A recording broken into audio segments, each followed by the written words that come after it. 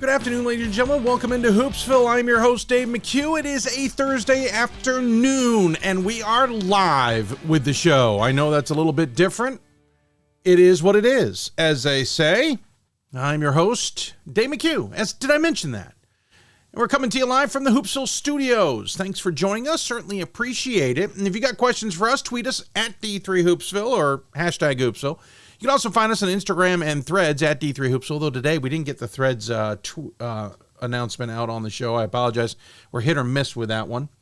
We're also on Facebook, facebook.com/Hoopsville. We're also on YouTube, youtube.com/D3Hoopsville. So in other words, all of them are D3Hoopsville unless it's Facebook, then it's just Hoopsville. We are simulcasting on Facebook and YouTube, so you can join us there as well. We certainly hope you'll do just that. If you got anything to talk about, let us know. Plenty to talk about in Division III. The NCAA Convention's going on, and news is making its way around about what the Champs Committee is working on. And it doesn't have a huge impact on hoops just yet, but it does have an impact on Division III, which obviously we keep our eye on here on the show. So I'm going to give you a quick synopsis. This is apparently what the Champs Committee is proposing. We're going to get to some caveats in a moment. That football would go to 40 as early as 2024 with the Stag Bowl happening after the holidays. We've heard that idea come up there. We'll come back to that in a moment.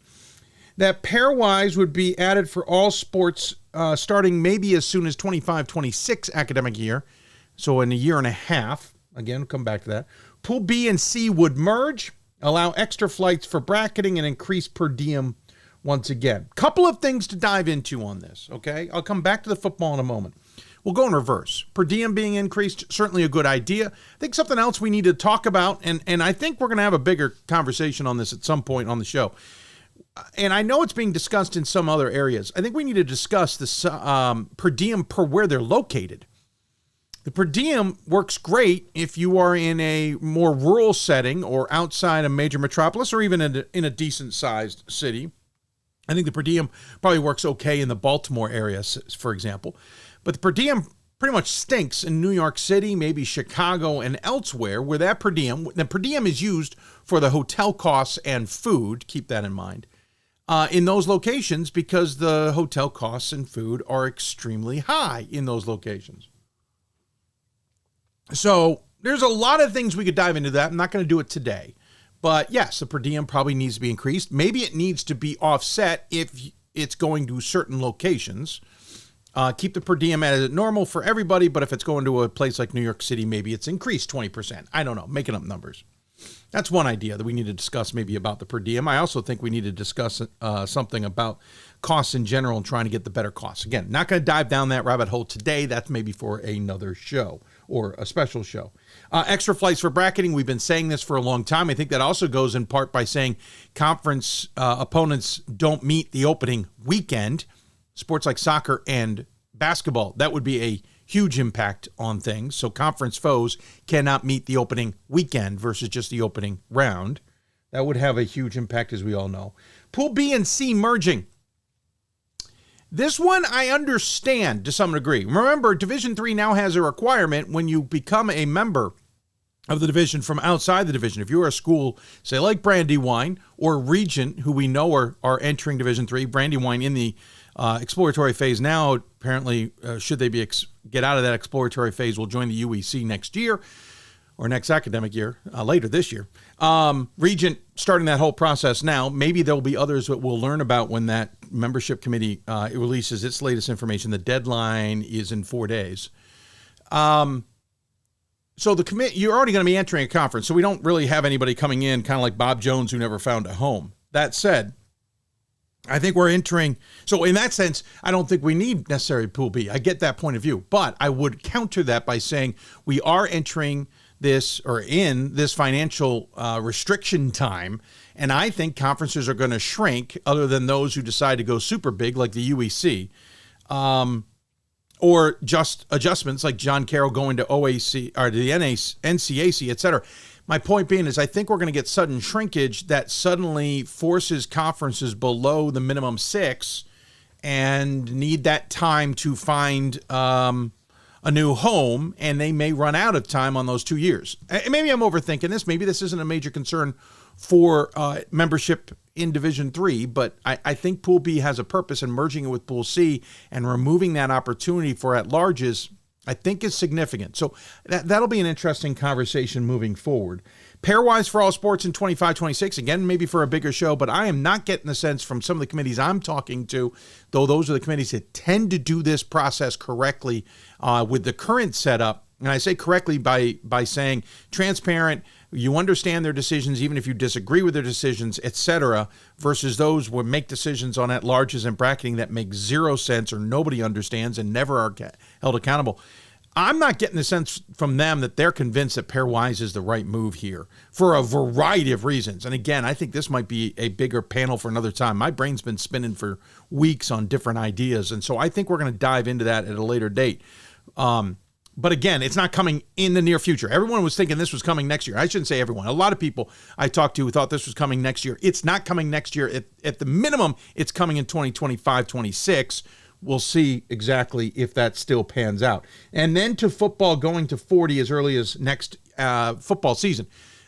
A lot of us, including myself, have been under the impression, knowledge, whatever you want to say, that football was capped at 32, and that was a legislative decision that needs to go through the legislative process. I even checked with some people on that in recent months who agreed with me because it is written in the bylaws. If you go to bylaw 31.3.111, so 31.3.1.1.1, maximum bracket size, it reads, in team sports other than football, there shall be a maximum bracket size of 64. And by the way, I went and checked the committee notes from December. That is not going to change. They're not recommending anything larger. Some sports like women's basketball could be larger. Again, with shrinkage, I don't think it's necessary.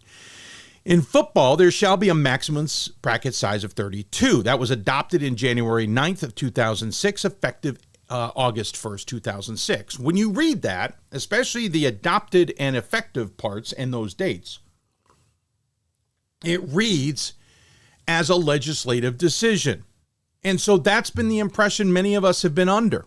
However, and I was given this detail earlier today, and I want to thank that individual for giving it to me because I missed one key part. This is Section 31, and Section 31 of the Division III bylaws is called the Administration of NCAA Championships, and 31.1.1 called the Authority of Championships Committees and Sports Committees specifically says, as specified in Bylaw 18.2, all NCAA championships shall be conducted in accordance with the general policies established by the Championships Committee, the Management Council, and the President's Council and/or Board of Governors, and shall be under the control, direction, and supervision of the appropriate sports committees, subject to the standards and conditions set forth in these executive regulations. Additional policies of an administrative nature are set forth in the respective championship handbooks and are to be followed in the administration of NCAA championships. That first part's very important. In accordance to 18.2, general policies and conduct of these championships is under the jurisdiction of the Championships Committee, Management Council, and President's Council. We're familiar with that because when we have changes to, case in point, pairwise, or selection criteria, or all that, it goes through those processes. I think a lot of us missed, and I freely admit guilt here, missed the fact that the 32 of regulation for football and all other championships at 64 is in this section. So it does not actually have to get passed by membership. That's a good thing for football, I think. Because I think if it goes to the whole membership, we have seen a few football things, and even other sports, get voted down on whims. And I'm using a word from somebody else who may be listening. I am using your word on whim. But that individual's right. It is a whim sometimes. So what I find interesting in all of this is football might get what its wish and move to 40, which arguably for the student-athlete experience, it needs to do. And then that would move the championships to likely after the holidays. There is certainly some argument there. There was a tweet I replied to earlier from a colleague this week that stated that moving it to the date in January would increase ad revenue, and that means more money to Division III. Let me set the record straight. Unless somebody has figured out something that is not as I've been told for eons, Division III is not getting more money because ESPN is going to broadcast that game in January versus December. ESPN has paid $115 million a year moving forward to the NCAA to broadcast 40 championships, primarily Division I women's basketball and softball. But as we talked about on the last show, women's volleyball in Division III, men's and women's basketball in Division III, and men's football in Division III as well, which they've been doing on the football side for a number of years now, semifinals and championship. We are not getting more money in Division III if they play it in January and can recoup more ad revenue because of supposedly, possibly, whatever, more viewers in January. That's not how this works. ESPN has given Division III the NCAA its money. Division III is getting 3.19% of that, which is going to be $1.5 million, maybe $2 million, I'm now told, roughly. That's a guesstimate. We're not getting more ad revenue. So just for the record, that's not happening. So I go back to the money, $1.5 million, $2 million. Football has some room to do some things with that. More flights, we'll have some money in there for that. Better bracketing, we have some money in there for that. But there's going to be a lot of hands, to paraphrase a source I was talking to today. There's going to be a lot of hands out for that extra money coming in via ESPN, on top of the extra money that comes in every year as the budget increases in the Turner CBS deal. So just for the record, this is good for football. But here's the caveat. This isn't there yet. Now, according to D3 Football, Pat Coleman, the conference commissioners have all been updated on this from Champs Committee this week. And according to my sources, that certainly tracks. I don't doubt that. The latest information from the Champs Committee came out in their release from December 2023, and it's a good read. They're going to expand hockey, for example, next year from 12 to 13 teams on the men's side. The budget impact will be between $38,000 and $73,000 on that. And there's some other things going on that they're talking about: increase of per diem, expanding football, BC consolidation. Brackett noted that the committee noted that doing so would result in an additional at-large berth in all 64 brackets other than men's basketball. Okay, we're talking what, one bid in some? Now, some sports granted a lot more bids. Football it doesn't even impact. Maintain legislative capping of team championships at 64. The length of championships would remain at 3 weeks, no more than, except for football, which already exceeds that limit. Consider alternatives to establishing bracket size. I don't know what that really means. And the committee agreed to keep the additional flights concept on the table. So, what do I mean by this isn't done yet? Championship Committee meets February 5th and 6th. That's their next meeting. They need to advance it from there onto other committees, including finances and all that stuff, and make sure this all tracks. But there will be new members. Chuck Matrano, the commissioner of the Empire 8, who is the head of the Championships Committee, rolls off the committee, as do others. So there will be a new committee and a new chair. That new chair, forgive me. Hold on. Division III Champs Committee welcomed the group and introduced Jason Doviak, Director of Athletics at Alfred State, and Dewey Natz, the Director of Athletics at Wisconsin Stout, who are observing the meeting to begin their committee service. So those are your two new members. Matrano rolls off. I don't know who the other one is off the top of my head. I closed the committee roster. I apologize. Maybe the vote goes differently. Maybe the opinions go differently. Maybe thoughts go differently. I like that there's at least some time to see what they were talking about in the previous meeting. But then it's got to go through Management Council. Then it's got to go through President's Council. Those two could veto any parts of this along the way. So we'll see where this goes.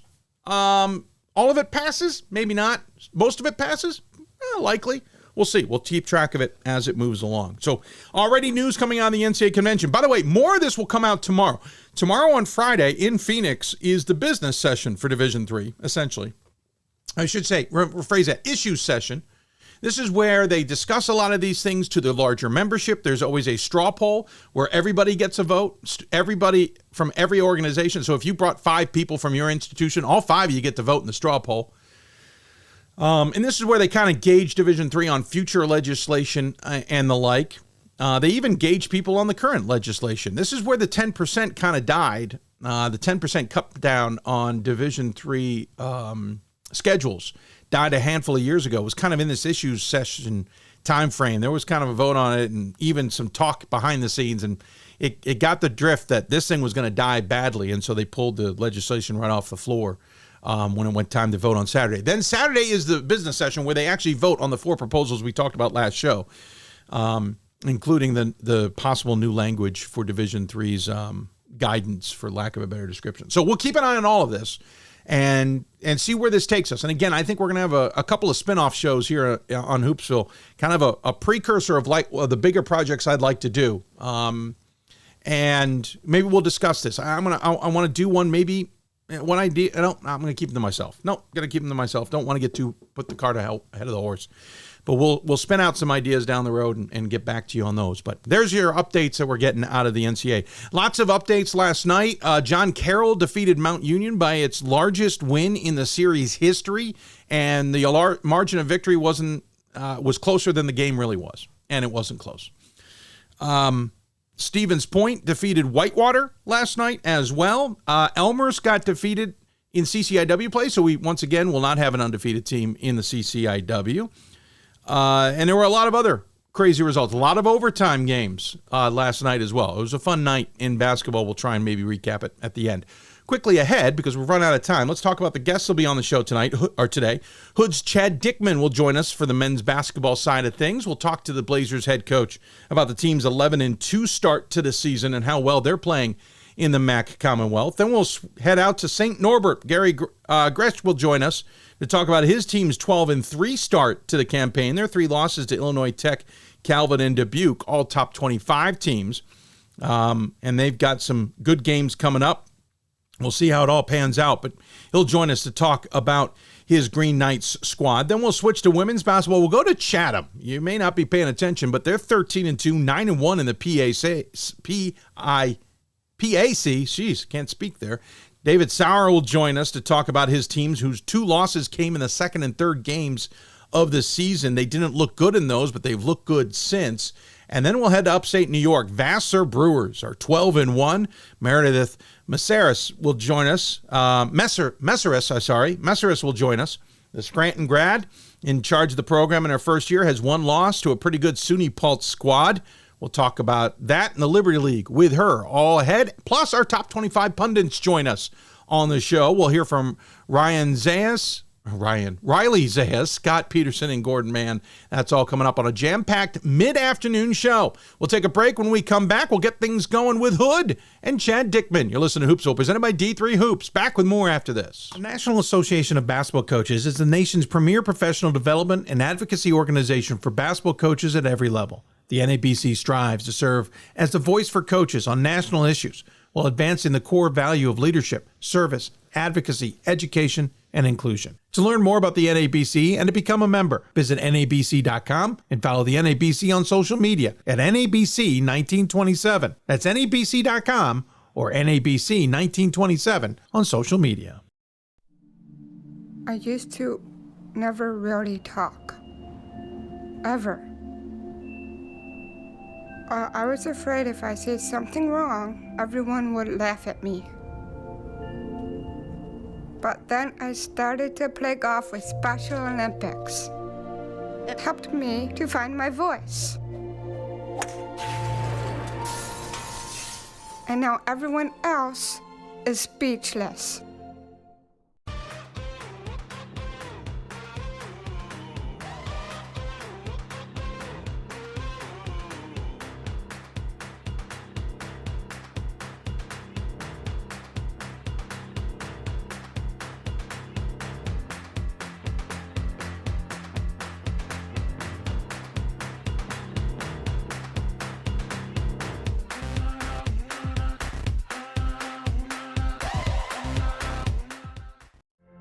Football has taught me a lot throughout my life. It's definitely had a huge imprint on who I am as a person. Competing at a Division III level created that opportunity for me to go to college. Not only was I the first one in my family to graduate college, but I was really the first one to even go. Being the first one, I'm breaking that cycle, and now that I've graduated, I'm not sure what's the next step, but I know I have a lot of doors open. And a lot of those are open because I played football and ran track here at Otterbein. We've got more schools than Division I, more fans than Division II, and more upsets than March Madness. There's nearly 850 programs with over 11,000 games leading to 2 national championships. And we've been covering it all for over 2 decades. From Eastern to Occidental, from Puget Sound to Piedmont, from Southwestern to the University of New England, and from Hope to Calvin. Nobody covers Division III basketball like we do. We're D3Hoops.com at www.d3hoops.com. It's on us to stop sexual assault. In any way that we can. To get a friend home safe. To never blame the victim. It's on us. To stand up. To make our community safe for all. It's on us. It's on us to look out for each other at parties. It's on us. To be more than just a bystander. To step up and say something. It's on us. All of us. To stop sexual assault. Learn how and take the pledge at itsonus.org.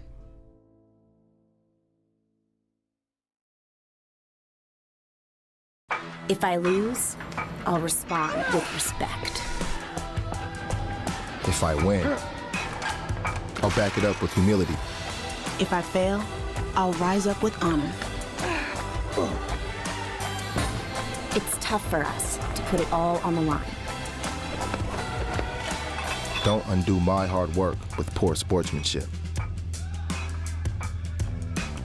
Respect. It's the name of the game. Coach of the Year, Administrator of the Year, All-America Team, Wade Trophy. The WBCA doesn't just honor coaches, but players, administrators, and much more. The WBCA strives to honor those who have contributed to the advancement of women's basketball. Celebrate the present, honor the past, look to the future.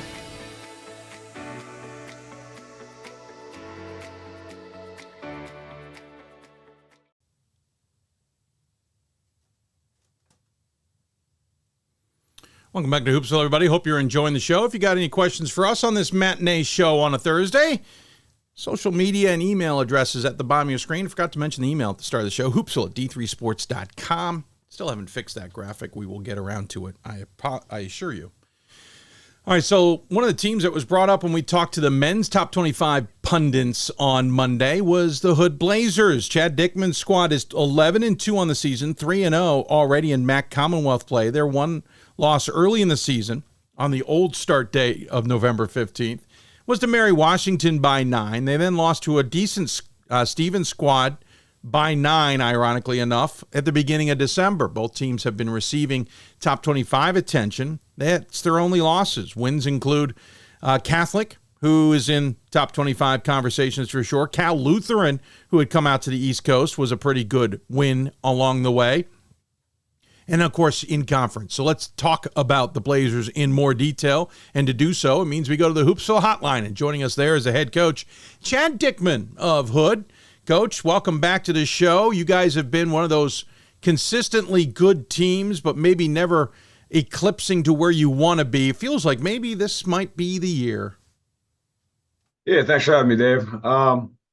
Yeah, I mean, I think 2 years we got over the 2 years ago we got over the hump and won the conference tournament. We were 14-2 in the conference. We had the famous Wang twins, and ended up playing Oswego State in the first round of the NCAA tournament and played them competitively, but ultimately lost. But that was the first conference championship in school history. So we've been trying to build off that. Last year we were a little bit better than I think people expected, and this year we've added we lost some good players and some great leadership, but this year I think we've added a couple puzzle pieces that have put us in position to make another run, hopefully. I can't believe you took over back in 2015. It doesn't seem so long ago, even though I know it's not truly long ago.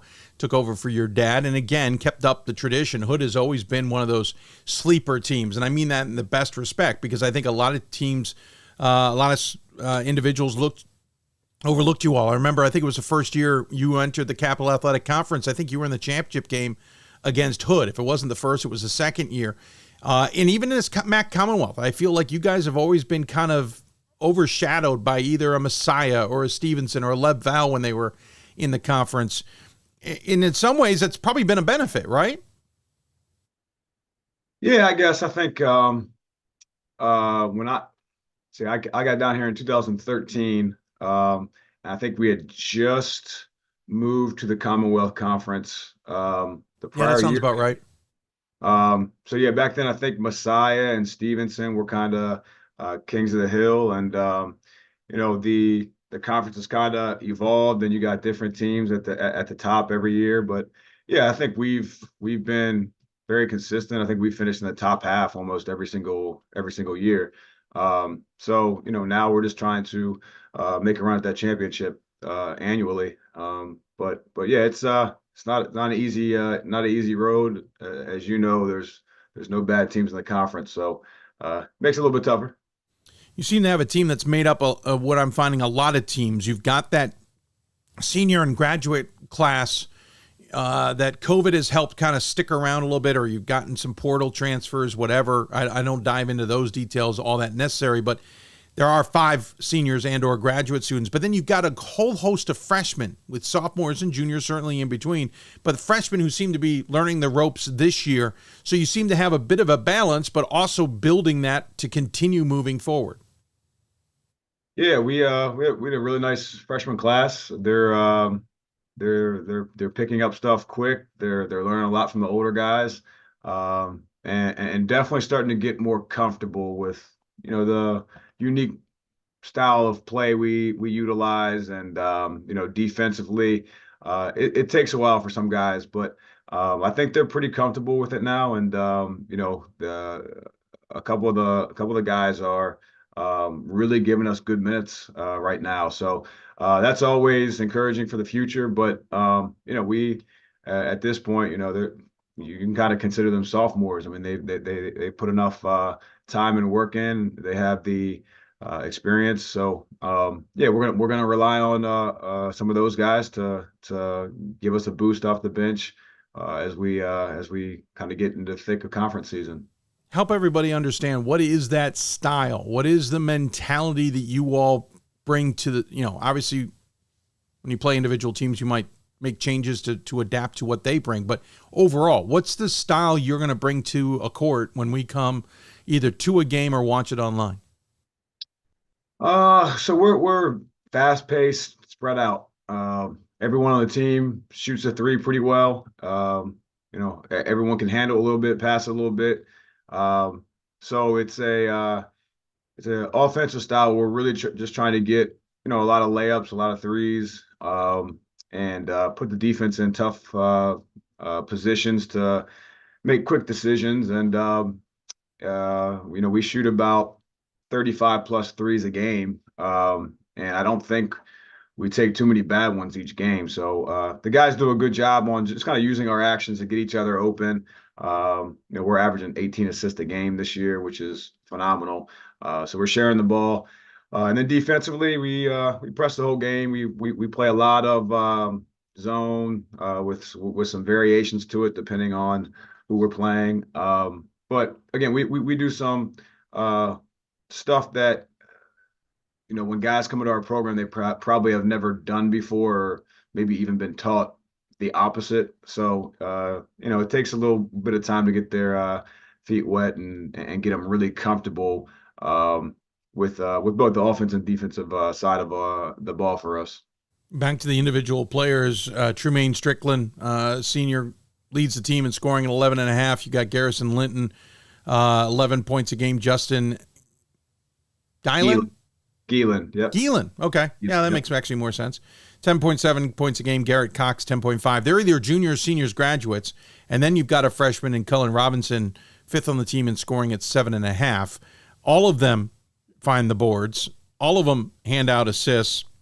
Gielan leading the team in that category. I'm sorry, no, Linton leading the team in that category with 71 so far this season. So obviously the team game is strong, and obviously you've got the upperclassmen leading the way. Yeah, I mean, they've really been they've really done a good job setting the tone, just kind of bringing the new guys along, because we have a handful of freshmen. We also have Justin Gielan's a grad transfer. Garrett Cox has been here all 3 years, but he did not play last year, and he was hurt freshman year. So the older guys have really done done a great job with that, kind of getting everyone on the same page and holding each other accountable. But yeah, I mean, the way we play, it's positionless basketball. Everyone's pretty much doing the same thing. We don't have too many plays where we're like, all right, two-man starts here, five-man starts here, you're going to cross. Like, we just kind of try to flow as much as possible into our, kind of go-to actions. And yeah, so a lot of guys will handle the ball. We'll have a lot of different leading scorers each week. And, it's, I think it makes it a little bit harder to prepare for us just because, some teams, player X is going to take 15 plus shots and, we got to contain that guy. But with us, I think we can just hit you from a bunch of different angles. So it's much harder to game plan for, one or two specific guys. Positionless guys, can just imagine as a PA announcer now starting at wherever he wants to play. Number 31. Yeah, that takes a little excitement out. MAC Commonwealth, which for the record, you guys did enter into the 2012-2013 season. Listen, this is a conference that, as you said, Messiah's been on top. We've certainly seen Stevenson there. Alvernia has been a strong squad in recent years. York College now in there. Val had been in there, and they're now gone to the Freedom side. Messiah's 3-10 this season, kind of struggling a little bit. York surprisingly 7-7, 0-3 in conference play. Stevenson 7-7, still trying to figure things out at 1-2 in conference play. Albright, who's also been good, 8-6, 1-2. Then we kind of get into the meat of it. Eastern's 2-1. Widener, who's been getting top 25 attention, we should point out, you had some decent results against Widener, including a 95-70 win a couple of games ago against them. They're sitting at 2-1, 12-2. Alvernia's undefeated, and then you're undefeated in conference play. It feels like maybe I was wrong earlier this season. This Commonwealth might be a little bit tougher than it appeared on paper this season. Yeah, I always say that, and I think the conference is as good this year as it's been since I've been here. Just my personal opinion. From top to bottom, how thorough the league is. I mean, the teams that are going to finish at the bottom of the league this year are going to be good teams, good Division III teams, in my opinion. So, yeah, it's one of those things where if you don't show up ready to play, you're probably going to get 20-pieced pretty quickly.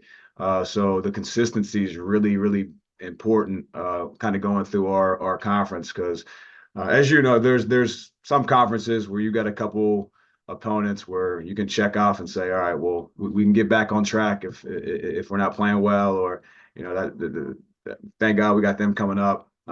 Ours is just like you start looking ahead 2 or 3 games, you're like, man, this is a tough stretch, and then the next 3 you say the same thing, next 3 you say the same thing. So yeah, I mean it's very competitive. I think the conference was like 60 something and 30 something out of conference this year. So it's a grind, and I'm hopefully we can finish up towards the top, ideally number 1 spot, but I highly doubt it's going to be a conference where someone goes 14-0, 13-1, something like that. Eastern's your next one. Got them at home before you'll hit the road against Stevenson and York. What are you expecting from Eastern in this one? And again, as we mentioned earlier, a team that's certainly playing well this season. They're 10-4, 2-1 in conference play. Yeah, I mean, they're good. They're athletic. They're aggressive. They play hard. Watched their game against Widener last night, and Widener is very, very good at Widener, and Widener pulled away. But they're a team that is dangerous. They can go on a 10-0 run very quickly. They got some skilled guys. They're well coached. It'll be a battle on Saturday, and we have to definitely be ready to play. Our games with them are always battles coming down to the last couple of minutes. So I probably expect the same on Saturday, but we definitely got to be ready to play.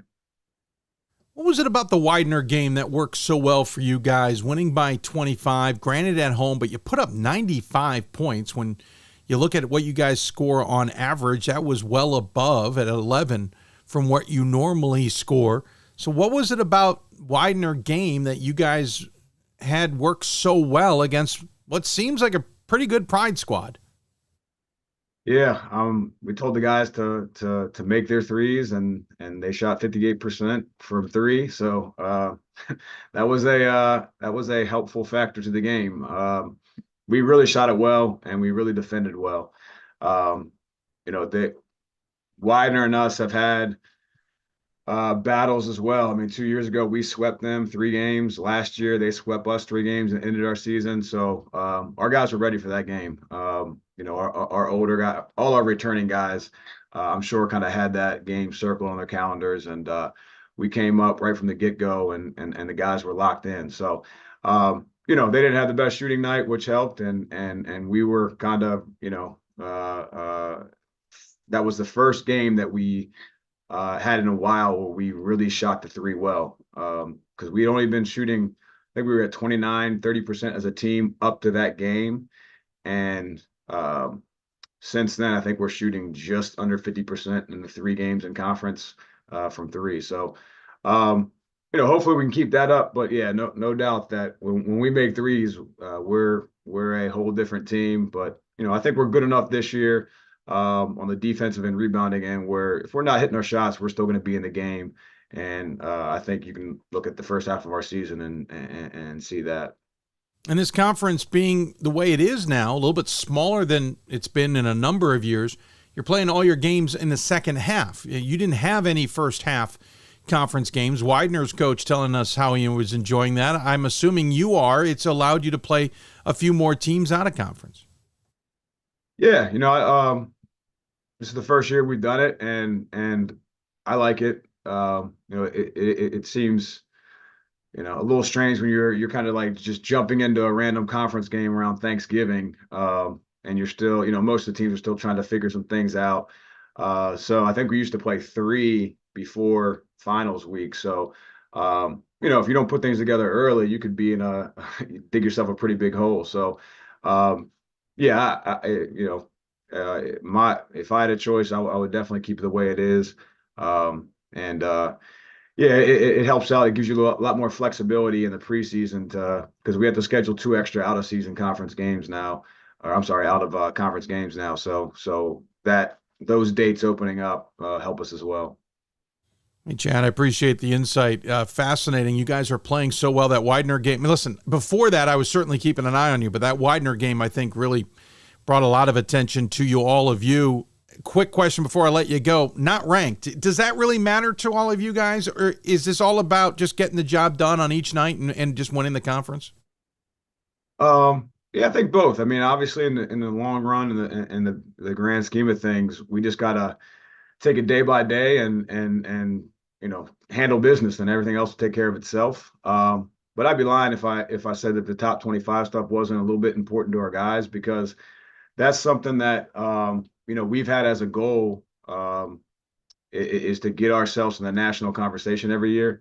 So we try to schedule like that. We've tried to really think outside the box to figure out how we can compete nationally with the best teams in the country. I don't think we can play a slow half court, walk it up traditional style and compete with the top dogs at this level. But I think with the way we play, especially with some matchups, I think we can really give teams some problems. So, the fact that, we're in the conversation now, and the 26 votes we got this week was the most in school history. So that was pretty cool. But yeah, they as subjective as it may be, like, they want to get in that top 25 so they can kind of hang that on the billboard saying, hey, this is what we're the first team to ever do this. Kind of a nice little thing to add to the resume, as meaningless as it may be when you're actually talking about the regional rankings and at-large bids and whatnot. But yeah, I'd be lying if I said that wasn't something that our guys had as a goal. So hopefully we can get a a win versus Eastern, and next bowl, hopefully we crack that top 25, man.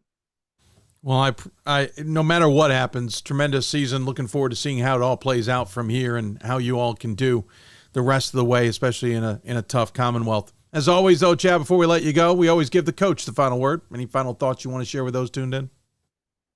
Just appreciate you having me on. It's been a fun ride so far. We got a great group of guys. All of our games are live streamed online with some top tier announcers for anyone that knows. But we appreciate any support. Come out to our games. I definitely know that we appreciate everything that you guys do for the Division III basketball landscape, and we're paying attention a lot to everything going on nationally, and like I said, it's exciting to kind of get our program into that conversation. So we're gonna try to keep it rolling, and like I said, hopefully we can just take it day by day, and everything else will handle itself.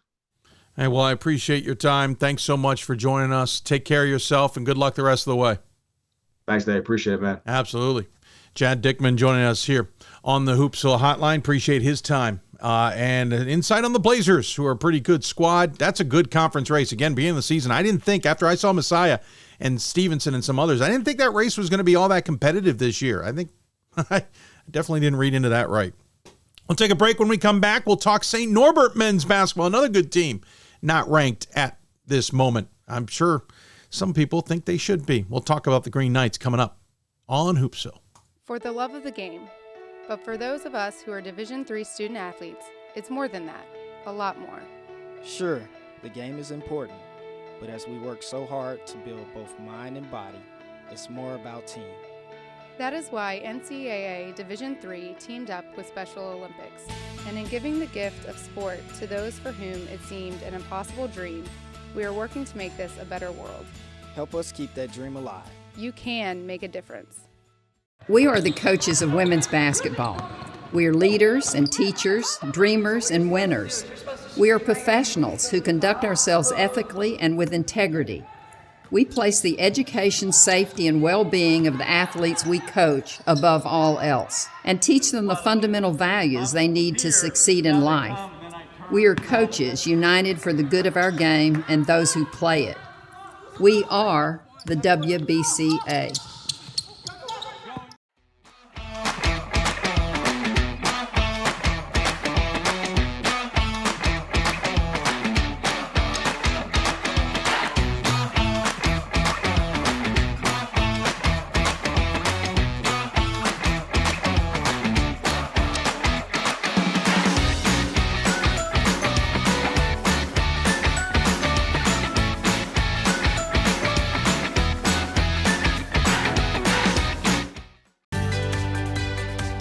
Responsibility is being accountable for your words and actions, first and foremost. It also is an obligation to be a positive influence in the communities around you. Being in a D3 program, you're going to have lots of different opportunities. You're not just an athlete, you're also involved in student life. Your academics are extremely important. We give a lot of our student athletes responsibilities right from the start by giving them leadership opportunities, by having them engage in the community, be a positive influence. That's being a responsible person.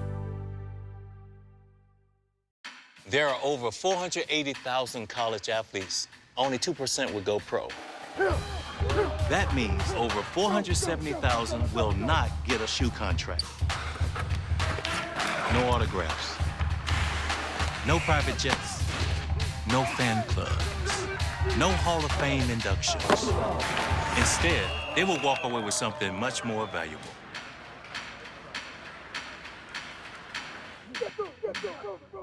We've got more schools than Division I, more fans than Division II, more upsets than March Madness. There's nearly 850 programs with over 11,000 games leading to 2 national championships. And we've been covering it all for over 2 decades. From Eastern to Occidental, from Puget Sound to Piedmont, from Southwestern to the University of New England, and from Hope to Calvin. Nobody covers Division III basketball like we do. We're d3hoops.com at www.d3hoops.com. I did receive a non-athletic scholarship upon entering school. I got the presidential scholarship, which was huge for me. I think there's more opportunities for academic scholarships in Division III. I did receive academic scholarships. Just being involved on campus, being a leader, all those things combined kind of get me recognized. It's a great experience for me.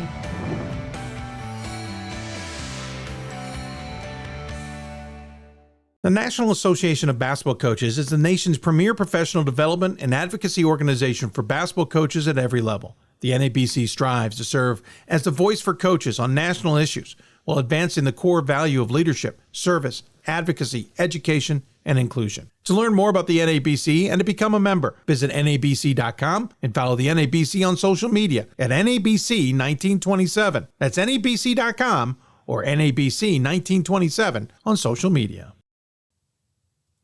Welcome back to Hoopsville, everybody. One thing I forgot to do last segment that I wanted to mention, because I'm trying to revamp how we do these regions.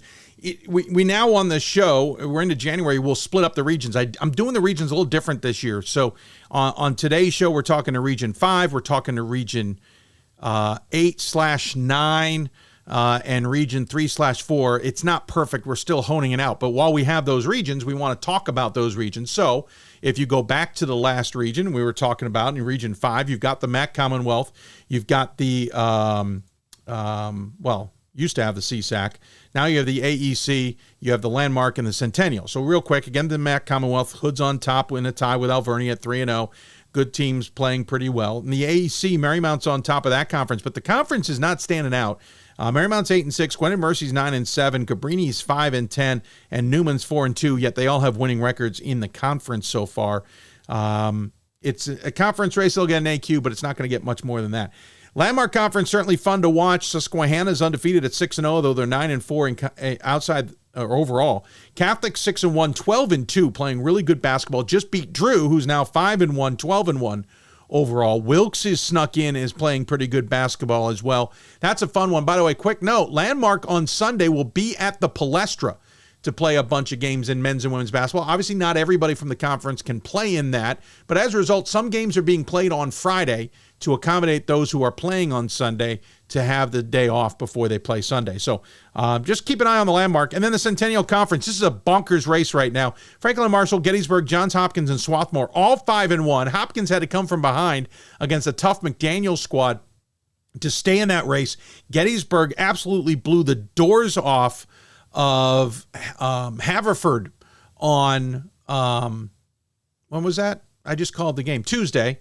Just blew the doors off the building at the beginning of the second half. At one point, I think they were 9 of 10 from the floor and 8 of 9 from beyond the arc, just to start that half. So that's a great race. Franklin Marshall looks really good. Gettysburg's finding their stride. Best I've seen them play in years. Hopkins is starting to figure it out under Ryan Kane, and Swarthmore is holding it together. Landry Kolsmowski might be doing his best coaching job this year ever. So there's a quick recap of Region 5 for you that I meant to say. So let's switch now to Region 8/9, kind of. St. Norbert men's basketball playing really well. Another team we talked about on the show on Monday. Gary Gresh's squad is 12-3 overall. They are 7-1 in conference play, and their losses have come to some really good teams in Illinois Tech, Calvin, and Dubuque. Like Hood, we mentioned earlier, those teams all in the top 25 conversation. Gary Gresh joins us now on the Hoopsville Hotline to talk about his Green Knights. Coach, another solid season from you guys. I feel like I've almost come to expect that I'm always going to be thinking about you guys at this point in the season playing good basketball. Well, hopefully you are, Dave. Thanks for having me on. Yeah, it's been good. We had a lot of guys back off of last year's team. So we do have a veteran group with a lot of knowns coming back. We had one senior that was first team all-conference last year and the defensive player of the year in our conference. And then everyone else is a returning player for us. And then we also did an Italy trip this May, which you can't put a price tag on. The team bonding, the educational experience, and then the 10 extra practices that we had leading into this year. Yeah, I mean, not only do you have that trip, but you also have this new setup where you can use days instead of weeks, so you get some time in September, October, if you choose to use it. And everybody can do what they want here, but if you used it along with your trip in Europe, you kind of were able to elongate this almost to a D1 style to give your guys a lot of experience, a lot of time, and a lot of guidance, as it were. legally, I'm going to point that out to anybody in the region 8-9. Legally, obviously you say it makes a big impact, but how much did game one, there's a better way of saying this. Did game one feel like game 5?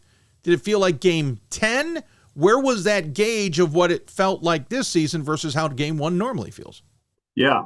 So just even going back to last year's team, we were 7-7 at one point, finished 20-8, and that team improved as much as any other team that I've had here in my time at St. Norbert. And so we talked a lot about how we wanted to use those extra practices in the fall leading into the season. And traditionally, we've started a little bit slower like we did the year before. So we did use those practices in the fall. And if it meant we were a little further along at the beginning of the year, that would be a good thing. And now hopefully we're going to continue to improve and fine tune some things as the season goes along. We played Green Bay in an exhibition game to a 2-point game and had the ball in the last possession to win it. But it felt like you said, we were in our 3rd or 4th game of the season rather than an exhibition game. Yeah, I was curious how far along you felt everything was. It makes a difference because if you're game 3 or 4 in game 1, then you're extrapolate that out. You're probably by game 6, you're probably feeling like it's 10 or 12. And by game 10, you probably feel like you're, 3/4 of the way through the season in terms of figuring things out. But at the same time, how much you have to be careful you don't max the guys out. You don't peak them too early because they're going so well early on. Yeah, that's a lot of what we talk about, our length of practice, what we want to focus in on, how much do we want to go up and down, work on the skill development a little bit more. We had a game last night on the road at Rockford. It was about a 3.5 hour trip with the snow that we got. We're going to turn around and play Concordia, Chicago down there, another 3-hour trip on Saturday. So you do have to balance it out. You want your kids looking forward to practice, looking forward to the games, and playing their best basketball at the end of the year. Now, we talked about all this extra time, but you have a whole mess of freshmen on this team who didn't get necessarily that experience, who didn't go on that a trip to Italy. So great. It's great for the seniors, the juniors, and sophomores, but you still got to get a large freshman class up to speed with this squad as well. Yeah, definitely. So those extra practices in the fall were probably most beneficial for those guys just to get acclimated to everything. So when we did start October 15th, they had a pretty good understanding of what we're about and what we want to accomplish. But it is a little bit of a process for those freshmen to get caught up to speed. Let's talk a little bit about the individuals on this team that are up to speed. It's mostly upperclassmen leading the way in Jamison Nikolai, who's leading the team at 13.2 points a game. Carter Gebler, 12.6 points a game. Evan Glaser at 12.4. Rebounding numbers, they're all pretty solid for those guys as well, with Gebler basically being your top assist guy. Oh, wait, hold on. There's a guy here at 9.5. Garrett Grzesk? Hold on. Yeah. Coach, he's an upperclassman, and he's contributing as much as the top guys here. Yeah, it's crazy to think that his group, my son's group, Garrett's group, is already juniors. It's really going by pretty fast. But just to have the opportunity to coach him and see him at practice and be on the floor with him every day has been really a blessing. But what's that quad group? Who I argue 9.5 is double figures. What's that quad group of double figure guys in terms of scoring, also grabbing boards and handing out assists? What's that done? We talked about all this well played basketball team, but what's that core group doing that's working so well? Yeah, I think just their familiarity with the offense and each other. They've played a lot of games together. On any certain night, one of those 5 guys could jump up and lead us in scoring, which was the case last year. We had a lot of balance. Like you said, Jamison is our leading scorer, but right behind him, Carter Gebler, Evan Glaser. Garrett had 20 points at Aurora. Aiden Harrington has had some really good games for us. So at any point throughout the year, any one of those 5 guys can jump up and lead us in scoring. So we do have a lot of balance on the offensive end, and a lot of it is just their experience and familiarity with each other's games. 11 to 14 of those players are basically getting consistent time. There's 14 of them that have gotten upwards of 5 games played, which is 1/3 of the action, with about 11 of them getting more than that. You're not afraid to go to that bench, get that experience, and I assume that will come back in spades. Well, you hope so. It's a long season. You're going to go through the peaks and valleys, injuries, sickness, guys playing well, guys not playing as well as you would like. So that way you can hold them accountable. If they're not playing well, there's somebody else that can step into that role. At the same time, if a number of guys are practicing and playing well, you could reward those guys with more playing time. So to have that depth and quality depth over the course of 25 games is going to pay off. Let's look at the season. 3 losses again. Illinois Tech, Calvin, Dubuque. Illinois Tech got you guys good, 92-76. Calvin got you good at 88-66. Closer game against Dubuque. Those are really good teams. I read into that those are really good teams, and you're just on the precipice of maybe breaking into that level as well. Is that a fair way to read it? Yeah, we have the 18 conference games, and IIT is in our conference. I know people have said maybe the WEAC and the CCIW might be not as top heavy or as strong as it has been in the past, but I think it's more of a reflection of our NAC conference and how good it is really from top to bottom. So IIT got us at our place in November, beat us at home.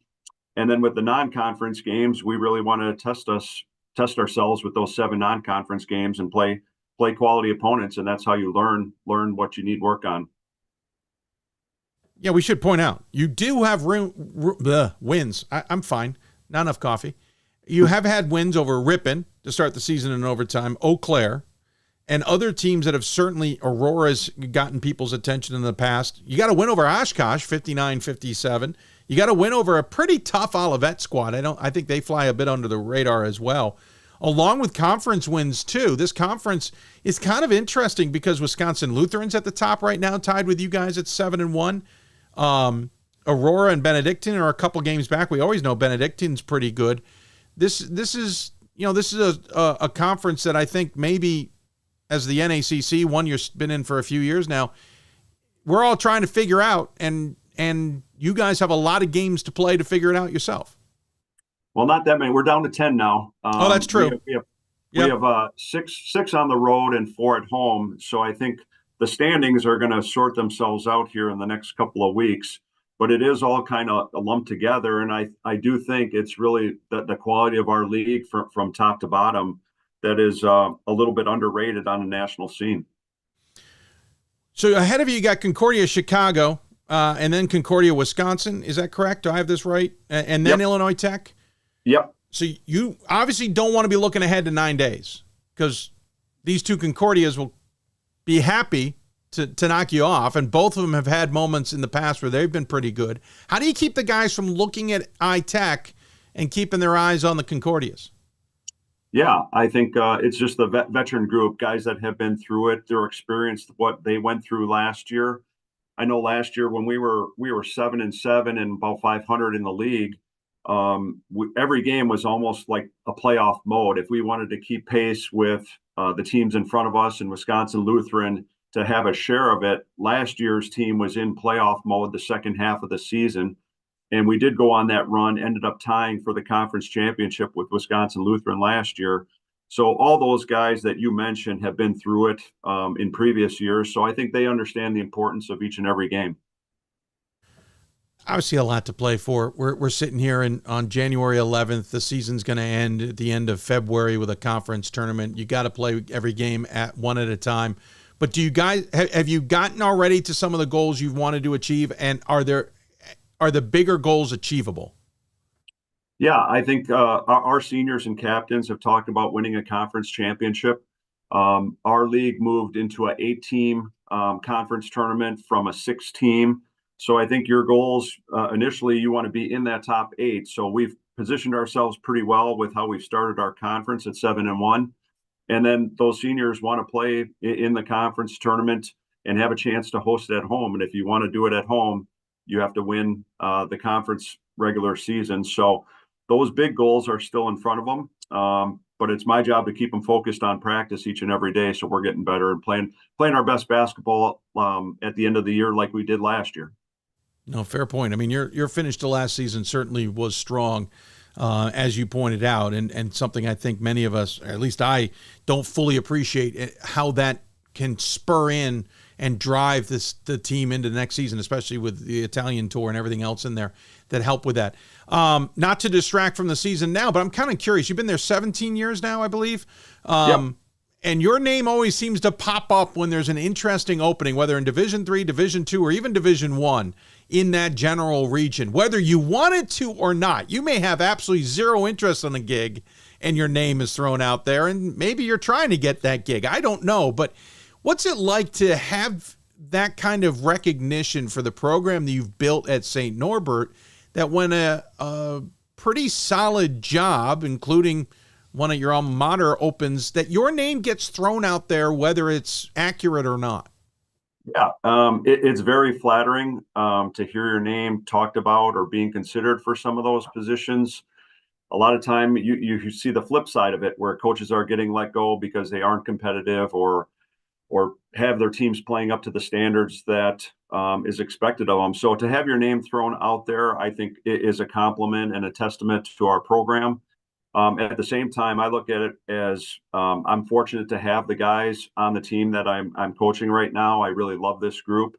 To be able to coach my son the last 2 years and to have him for this year and one more year after has been a blessing. You only have a chance to be a father one time, and I think that's one of the great things about Division III is that you do have a little bit of that life balance. Oh, very good point, which gets me actually to my next question about all of this.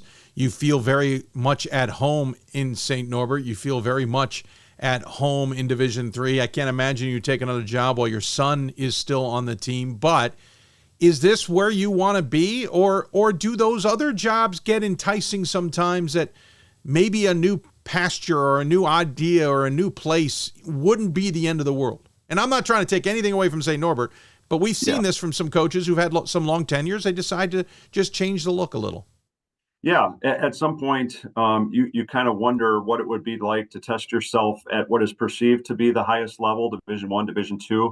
At the same time, some of the best coaches out there are at the Division III level.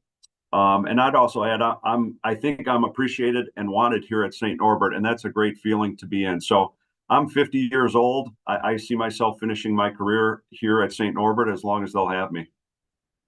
I agree with you on the St. Norbert part too. I love that schools embrace it, and that would be my final question. You talked a little bit about the fact that at some schools they let them go because they aren't getting the results. In Division III, there's always that tug of war, whether it's about results or it's about the student athletes and doing best by them. Who cares what the results really are? Do you see, has any of that you felt shifted in any way, especially in this challenging time of financial numbers and all of that you've got to win to keep the numbers up, and if you're not winning, you're not doing right by the institution? Yeah, it's a delicate balance for a lot of schools. It's an interesting time in higher education. So being competitive, carrying a full roster, retaining those kids for the bottom line of the school at private schools is really important. So I would not want to be an administrator making those decisions. It's above my pay scale. But I think there is a delicate balance of all those things. And coaches are competitive. They're going to want to win and compete at a high level. So they're going to do what's best for their program.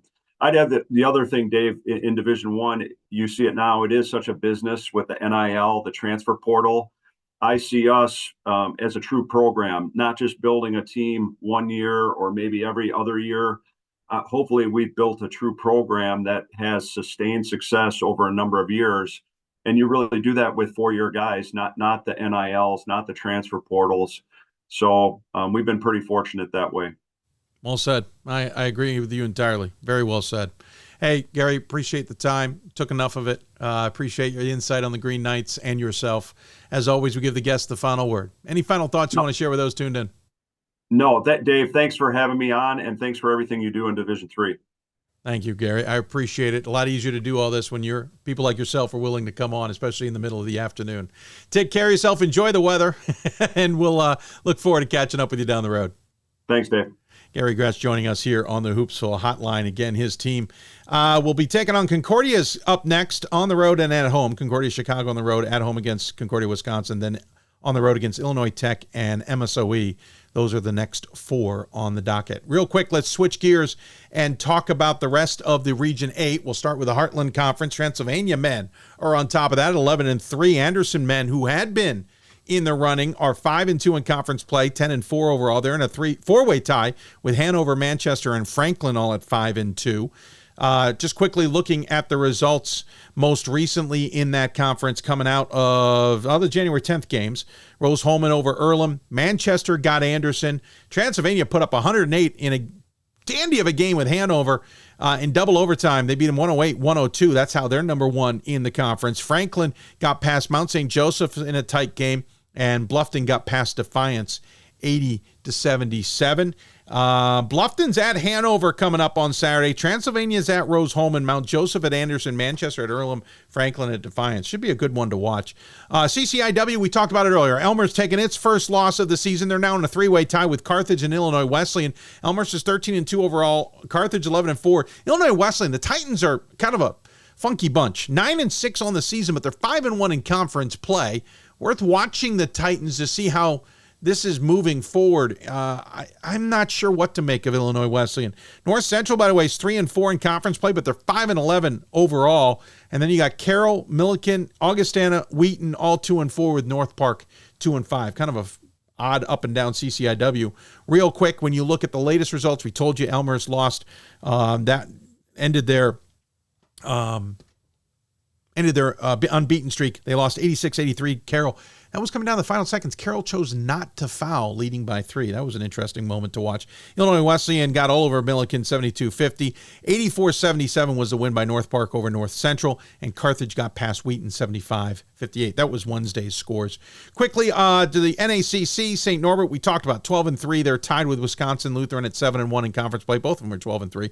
Then it's Aurora and Benedictine at 4-3, 5-4 for Edgewood and Concordia, Wisconsin. Rockford's 4-4, Concordia, Chicago's 4-5, and then the rest of the group. Rockford's 10-5 overall this season. Let's skip over to the SLIAC. Fontbonn's leading the way at 5-2 in conference play. They're 10-4. Then it's Greenville at 8-5, 4-2, playing that system style. They're in a two-way tie with Spalding at 4-4 as well. 4-3 for Webster and Blackburn. You know, SLIAC's always fun to watch come down to the end, and we'll see if Fontbonne can hold on to that. I think Greenville's going to be a tough one for them.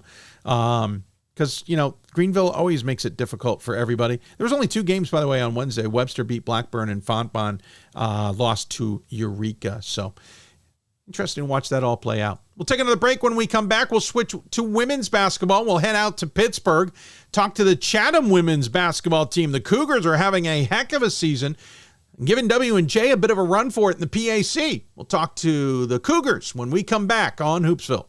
We've got more schools than Division I, more fans than Division II, more upsets than March Madness. There's nearly 850 programs with over 11,000 games leading to 2 national championships. And we've been covering it all for over 2 decades. From Eastern to Occidental, from Puget Sound to Piedmont, from Southwestern to the University of New England, and from Hope to Calvin. Nobody covers Division III basketball like we do. We're D3Hoops.com at www.d3hoops.com. Coach of the Year, Administrator of the Year, All-America Team, Wade Trophy. The WBCA doesn't just honor coaches, but players, administrators, and much more. The WBCA strives to honor those who have contributed to the advancement of women's basketball. Celebrate the present, honor the past, look to the future.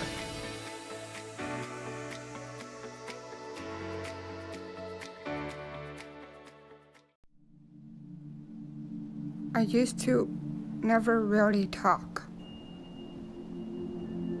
Ever. I was scared and shy. It was hard to look at people's faces. I was afraid if I said something wrong, everyone would laugh at me. But then I started to play golf with Special Olympics. I made friends and won lots of gold medals. But I learned more than just playing golf. Special Olympics helped me to find my voice.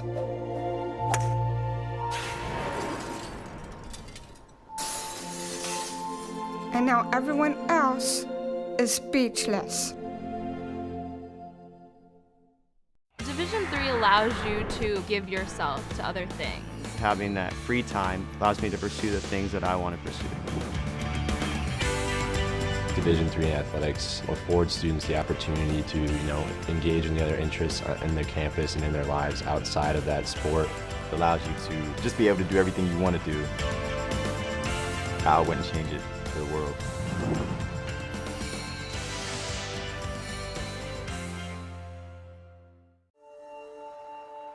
We are calling you, all of you.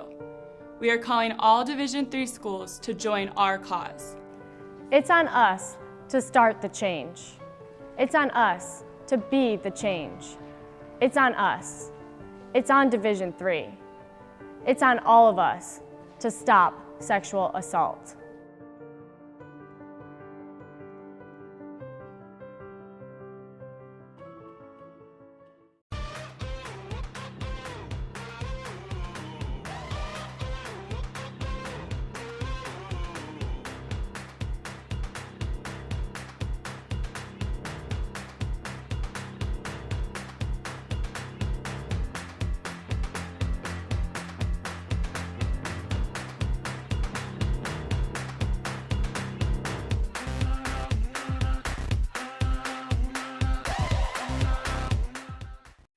I learned a lot of valuable lessons playing college football.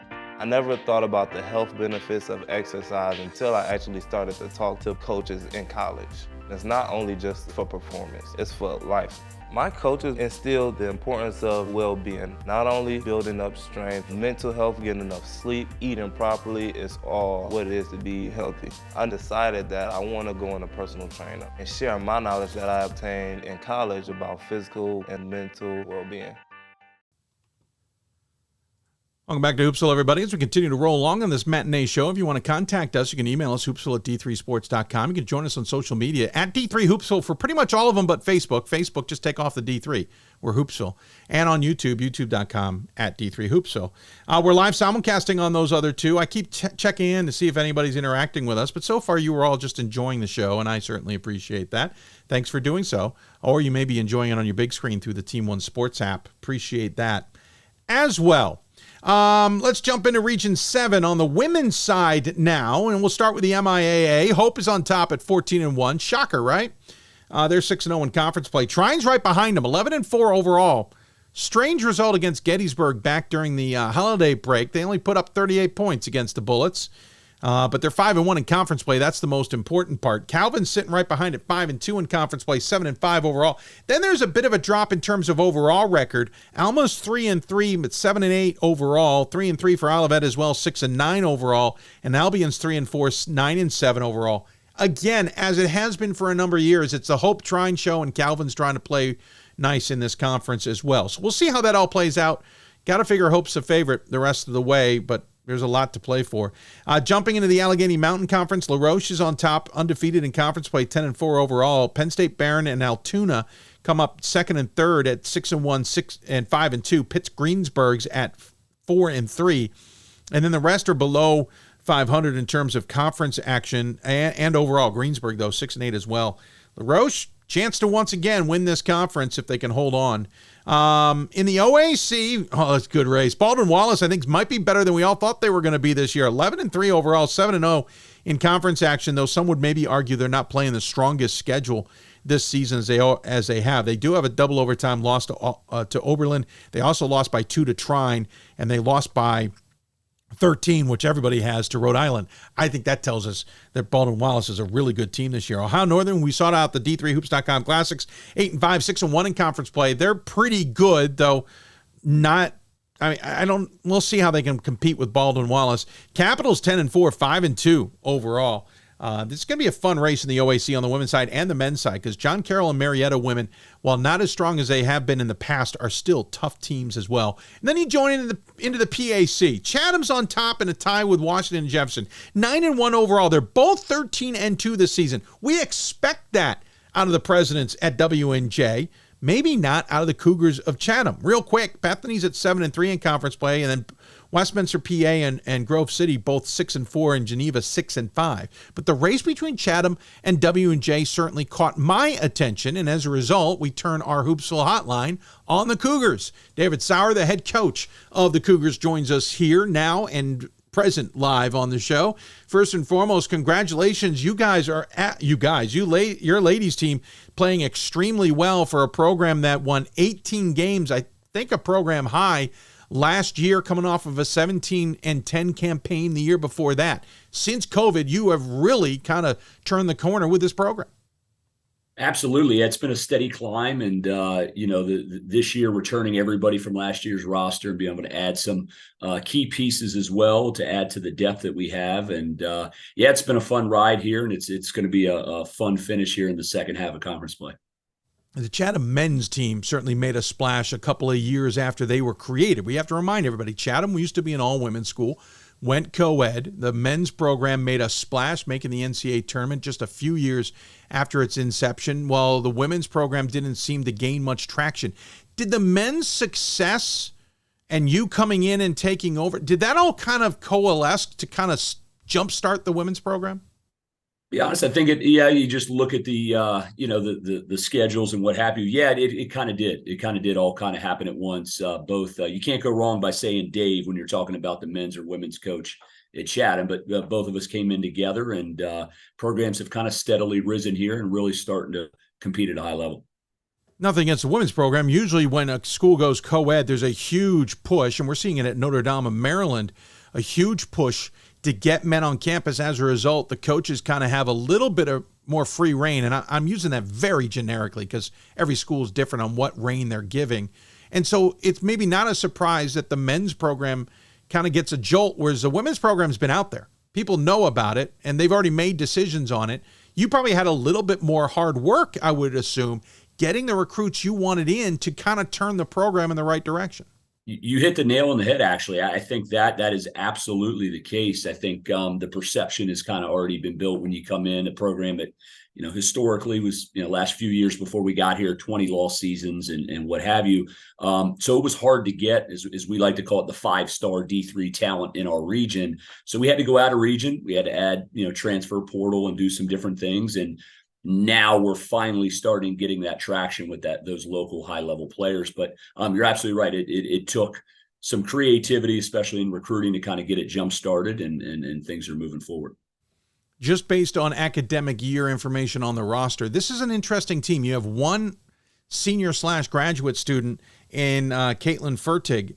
You have a whole mess of juniors after that and a good handful of sophomores and freshmen. This isn't overly weighted on seniors to the point that you will lose a ton, again, based on academic year. I don't know if any of these juniors are really done or not.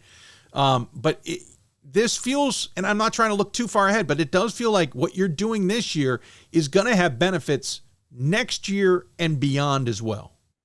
Absolutely. Yeah, we anticipate the vast majority of the roster back next year and obviously beyond. And it's exciting. 2 of our top 3 leading scorers are sophomores that really helped make the run to the championship game last year. But yes, it is really a team that starting last year looked ahead to this year and next to kind of make our run and make our jump and get ourselves kind of where we are now.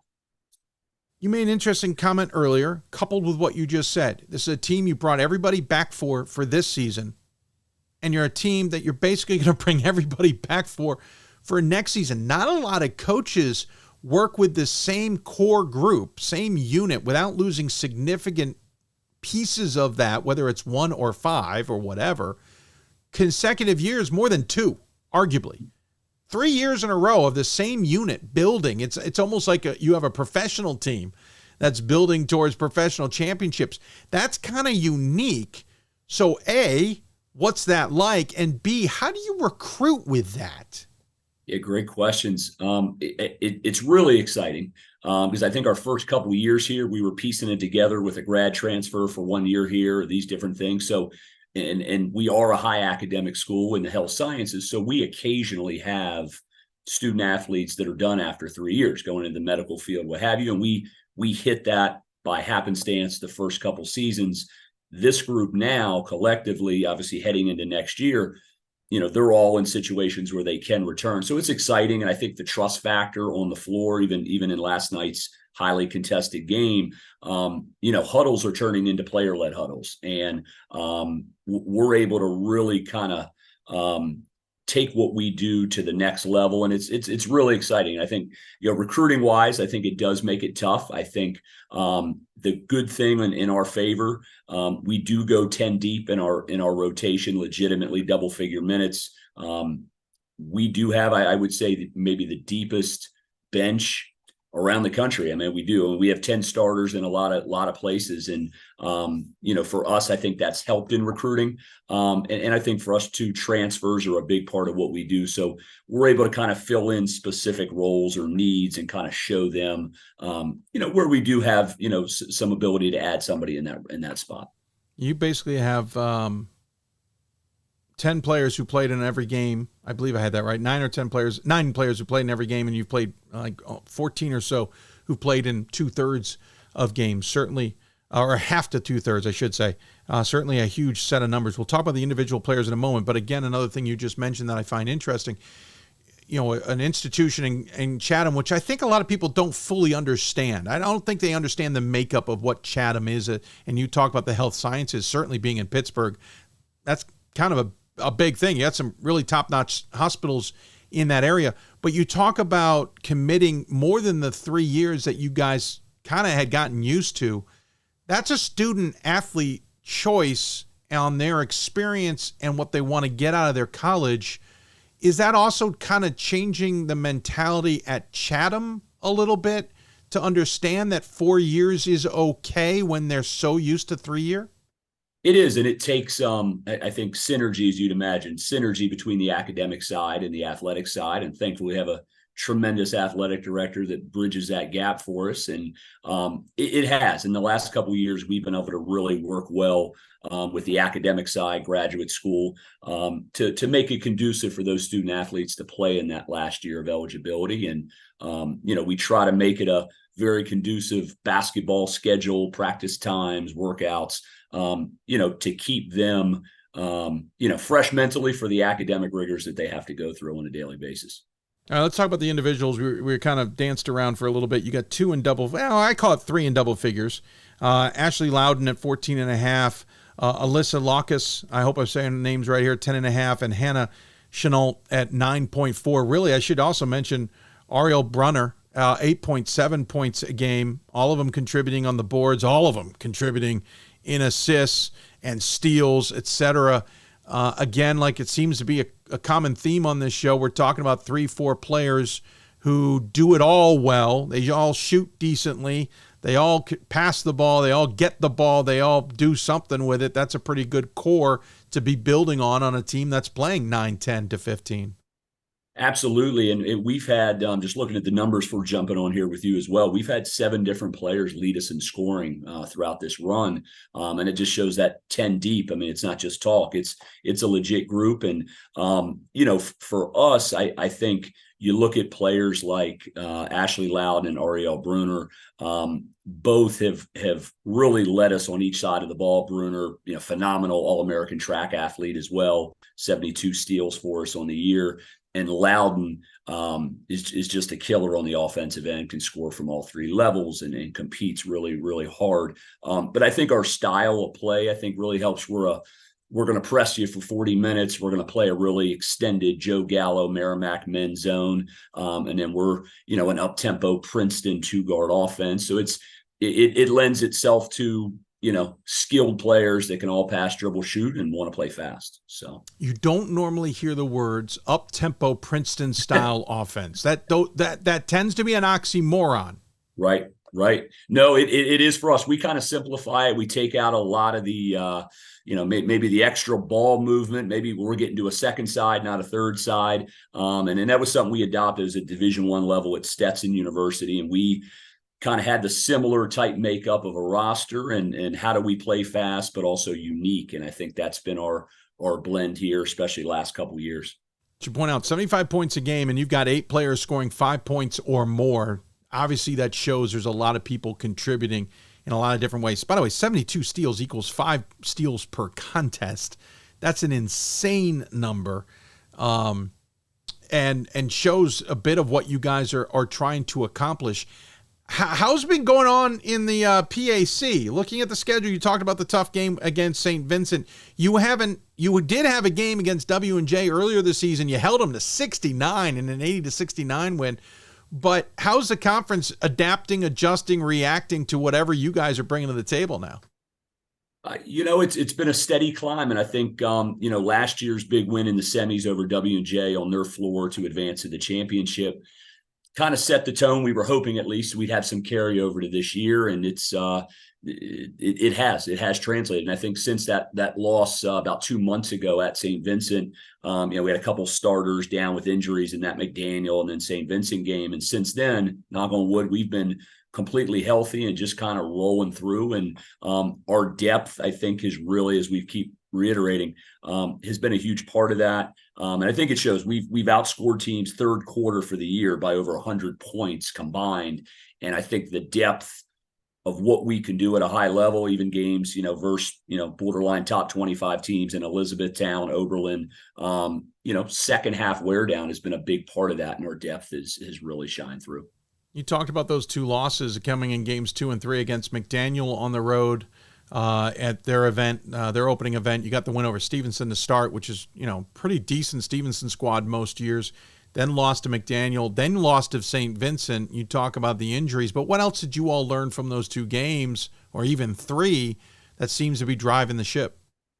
Yeah, I think for us, after the run we made last year, I think we have always been the last 2 years, winning 17 games and 19 last year. We've been the hunter in a lot of instances when we show up to the gym. And I think this year, for the first time, we are the hunted in a lot of ways. And I think that was a different mentality you got to have and focus and being ready to play from the jump. And I think for us, that was an adjustment we had to make, and thankfully flipped it around quickly when we had W&J at home and, led by 15 plus actually for the majority of that game and what have you. And it's been a steady climb with that. And I think our group, thankfully, I would say led by Loudon and Bruner from a mentality standpoint, are 2 of the most competitive players you'll find at any level. And that's kind of pushed us along here in this 12-game win streak. I'm curious about you a little bit. You're a graduate of Teal. You got some coaching under your belt at Teal with both men's and women's programs. Teal is not one of those programs we talk a ton about, as you probably realize. They're there, but we don't get in depth with them. Then you jumped into D1 and D2. It was an assistant coach for a long time, about 7 and some odd years, before coming back to Division III and Chatham. So I'm kind of curious the road there and what drove you back into Division III when you clearly seem to, from my experience, being on that Division I track per se. Absolutely. It's a good question. For me at Teal, I had phenomenal coaches that I worked for on both sides. But on the men's side, our last couple of years, we had a undefeated regular season.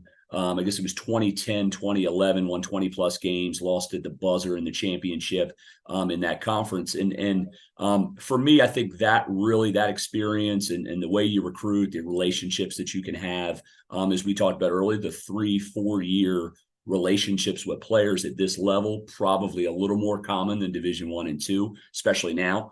So I think for me, that whole mix and kind of getting back to my region. I am from Baltimore originally, but obviously went to Teal, so a lot of friends, family in the Pittsburgh area. It was just the right fit, and Leonard Trevino, the athletic director, was hiring at the time, and it just, I think everything came together at the right time. It's interesting because Leonard spent so much time in the Baltimore area. If anybody doesn't know the connection, he was the head coach at Goucher College, my alma mater, and started the program at men's basketball there, much like Chatham did when he got hired as the AD. We could go into that rabbit hole if we really need to, but I don't think Leonard wants us to.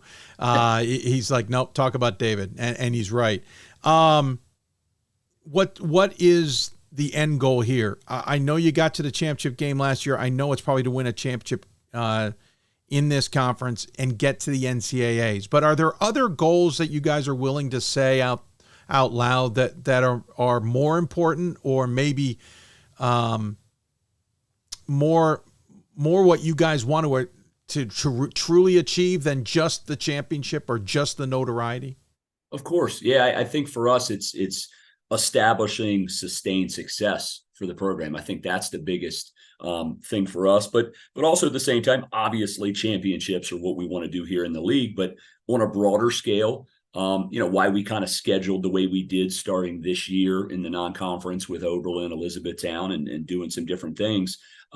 We want that national recognition. Our players don't shy away from it. I'm probably soliciting here for some votes in the top 25, with some of the wins we've had. I don't care. I mean, that's what we want to do. And that's where we want the program to be. I think we have the infrastructure to do that consistently in both our men's and women's program here at Chatham. So, we're pushing every day to continue to, push the program forward. Yeah. I glazed over that Elizabethtown game and that Oberlin game. That's my apologies. Oberlin's a really good team. Stephanie Dunmeyer seems to have that squad heading in the right direction. 79-56, that win was back on December 4th. And then you played Elizabethtown in Puerto Rico. A 9-4 squad. Veronica Nolt certainly seems to be doing well with her team as well. Those are huge wins to kind of offset those two tougher losses, and that's got to be the momentum along with the W&J win heading into this. But this battle's not over. You're tied with W&J. Yes, you've got the tiebreaker right now. You're going to play them again. They've got to be bitter that you beat them in the semifinals to the end of 24-3 year. They don't even get to the NCAAs as a result. This is far from over. Absolutely. And shout out to their program and them. And I would say St. Vincent College have set the tone in this conference for the last maybe decade plus. So big respect to them and their staffs and what have you. And it's going to be a really competitive finish and really, even every game on the schedule. And I know players are tired of hearing me saying it, but it is the Super Bowl for the other team that we're playing now from here out. And that's, something we can't take lightly. And frankly, we jumped on, it is a one game at a time deal here for us the rest of the way. Final question. I've taken enough of your time, but the PAC is a 10-member side. There's rumors it could get bigger. Whether it does or doesn't, who knows? But can it get bigger? Like, is that good for all of you? Or do you need to maybe, if you do get bigger, adjust things? Because you don't want to go the route of 22 games or 22 games essentially, or 20 games in conference. The conference is already struggling to try and get in that large bid in the first place, right? Correct. I think, we are actually at 11 right now. So a one more would bump us to that even 6 and 6 sides. And you could kind of maybe adopt, again, just my opinion, but you could adopt, kind of what the PSAC Division II in our area does with an East and a West, and open up some more opportunities like you talked about for us to go schedule challengingly in the non-league portion and hopefully find a way to get multiple teams in. Yeah, you're right. It was 11. I totally blanked on the fact that it's not equal in everybody's sport. I'm so used to the women's side being always the max number, not the men's side, but, math, it's sometimes easy. Hey, David, really appreciate your time. Great to get the insight on Chatham. Love to get it more sometime down the road.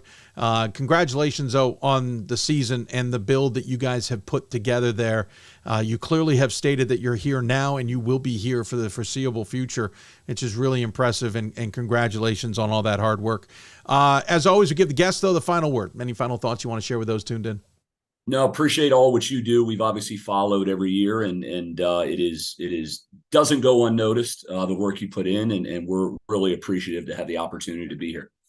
Well, thanks. Even if you're from Pittsburgh and us Baltimore, I mean, you must struggle with that a little bit. Yeah, right. Well, sadly, Dad's from DC, so we're Washington football fans and what have you. Oh, you made two mistakes. Yeah, we've kind of, we've kind of adopted the Steelers as our second team here. So you've made two mistakes. I did. See how it is. No, absolutely. Listen, I'm adopted into this area. I really don't technically have a dog in the race, and we don't need to talk about what my football team originally was. But moving on. Hey, David, thanks so much again for your time. Appreciate it. Good luck the rest of the way. And I know it'll be a tough grind, but we look forward to keeping track of the Cougars.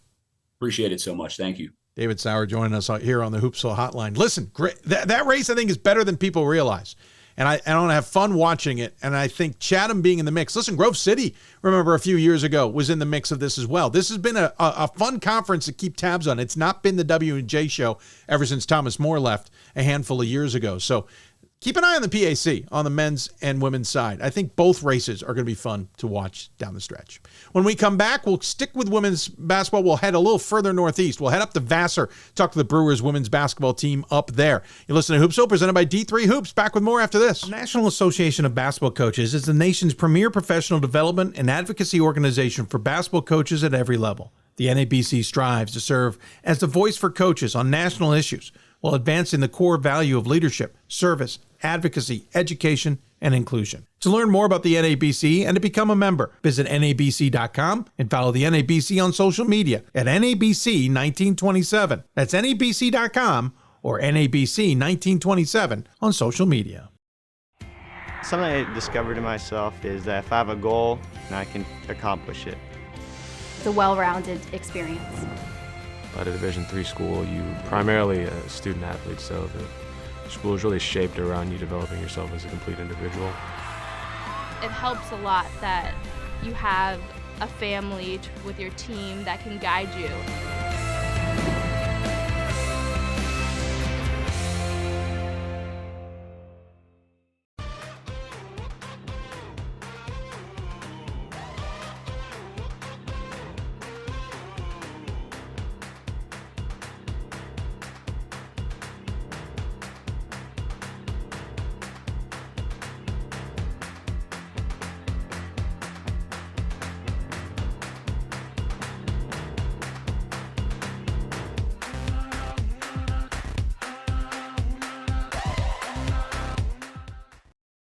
It's on us to stop sexual assault. In any way that we can.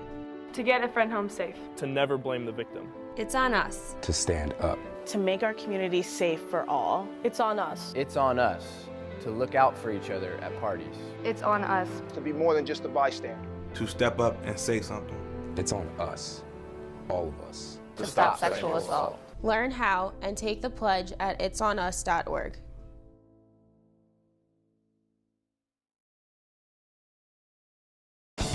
These are your teams, your players, your community of fans. This is where they play, where they practice, where you cheer. At every meet, every event, every game. Your community is passionate, dedicated, supportive.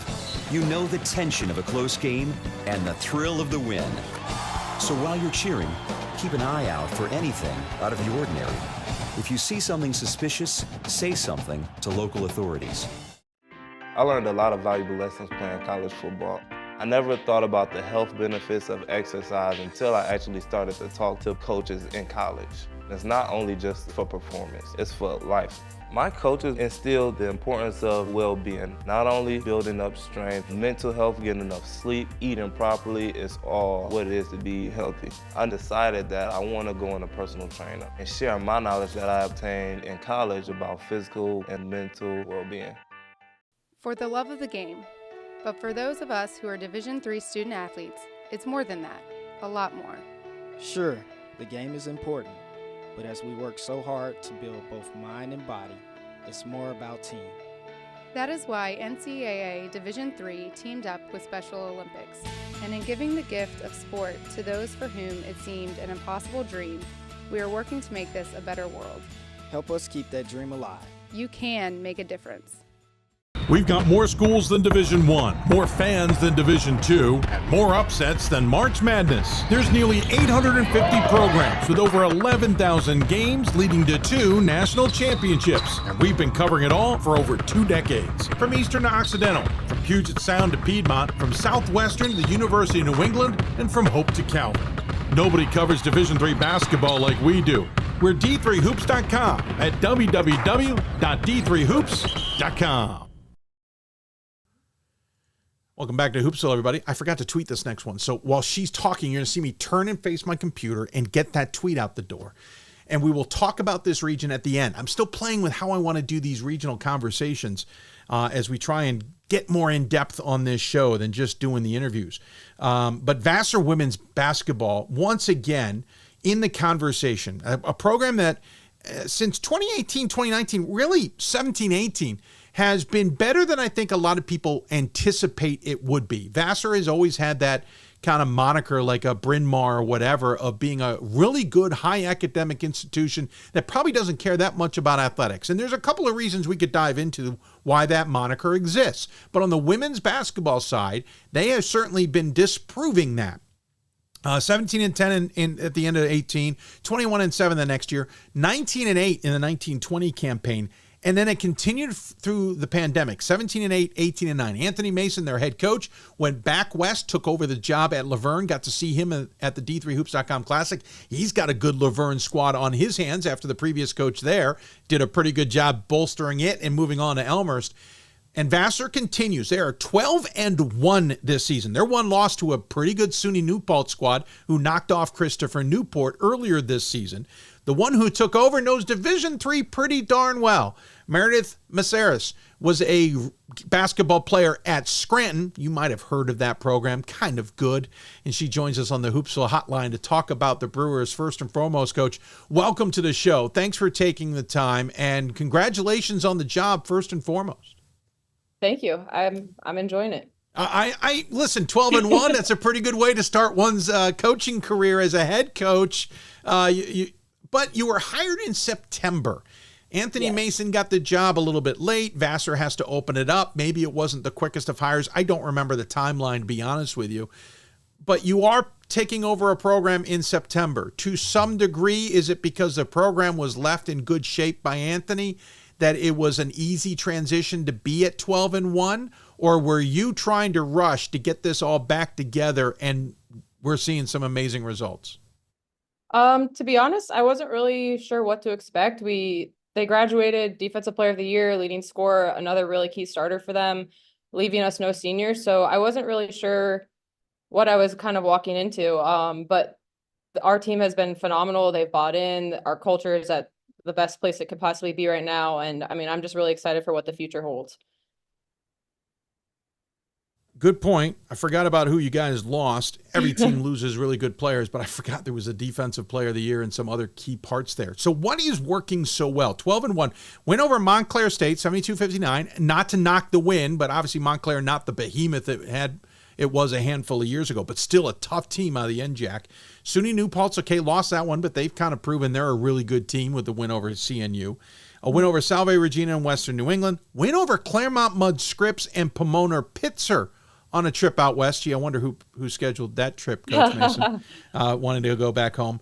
Win over Ithaca. Win over William Smith. Win over Skidmore twice already. Win over Rutgers Newark. There are if you dive into this resume so far, there are some significant games that you guys got the best of, and got the best of not by a landslide, but not close either.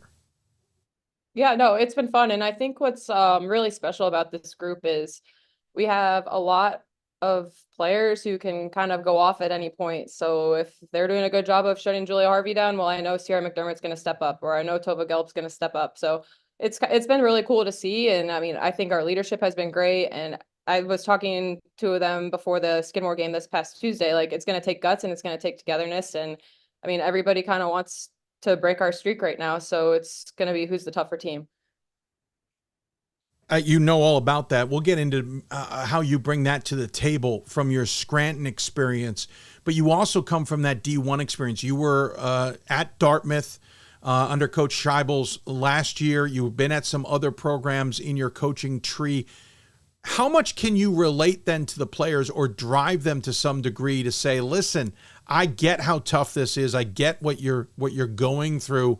I'm still of that point where I can relate to that, and here's some tips.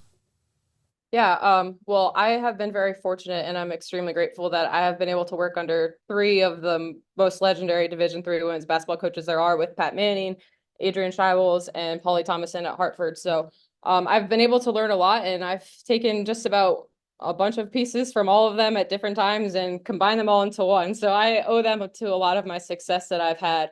But I talk about it often. I mean, even with my success as a player, like I know that this is hard. It's supposed to be hard. This is what it feels like. It's never going to be easy, and how it's supposed to get done. Well, yeah, you mentioned Williams, obviously great coach. You mentioned Polly. Good. I love Polly. Darn good coach. Scheibel, we know how good she is. You didn't mention the coach you played for at Scranton. Yeah, how could I forget? I mean, I had two. I had Mike Strong, and then I finished my senior year with Deanna Klingman, who I still talk to regularly. well, and that's the thing. You got a double dose there of Mike in his swan song essentially, but still coaching incredibly well. You then got Klingman, who comes in, who does an amazing job in her final year. That got botched 6 ways to Sunday, as we all know, why she didn't stay on. But you still got that experience. I know Klingman well because her son now is the head coach at Goucher, who's been doing an incredible job. Her husband was an incredible soccer coach. That's incredible pedigree to tap into. And then you add on Pat Manning, and you add on Polly Thomason, and you add on Scheibel. So you have all this experience. I'm assuming that was part of the ace in the hole when you got this Vassar job, that they looked at that resume and went, yeah, she probably knows a thing or two. I've been very fortunate, and I'm extremely grateful for what life has given me. So it has definitely helped. I've learned a lot. When this team now 12-1, obviously they're rising above the clouds at this point. We look at conference standings. You've got a 2.5 game lead, if I have that right, on Ithaca and Rochester Tech. They're both 4-1. You're 6-0. Ithaca's 10-2 on the season. Skidmore's 4-2, and then St. Lawrence at 3-2. St. Lawrence, oddly enough, is 4-7 overall with that 3-2.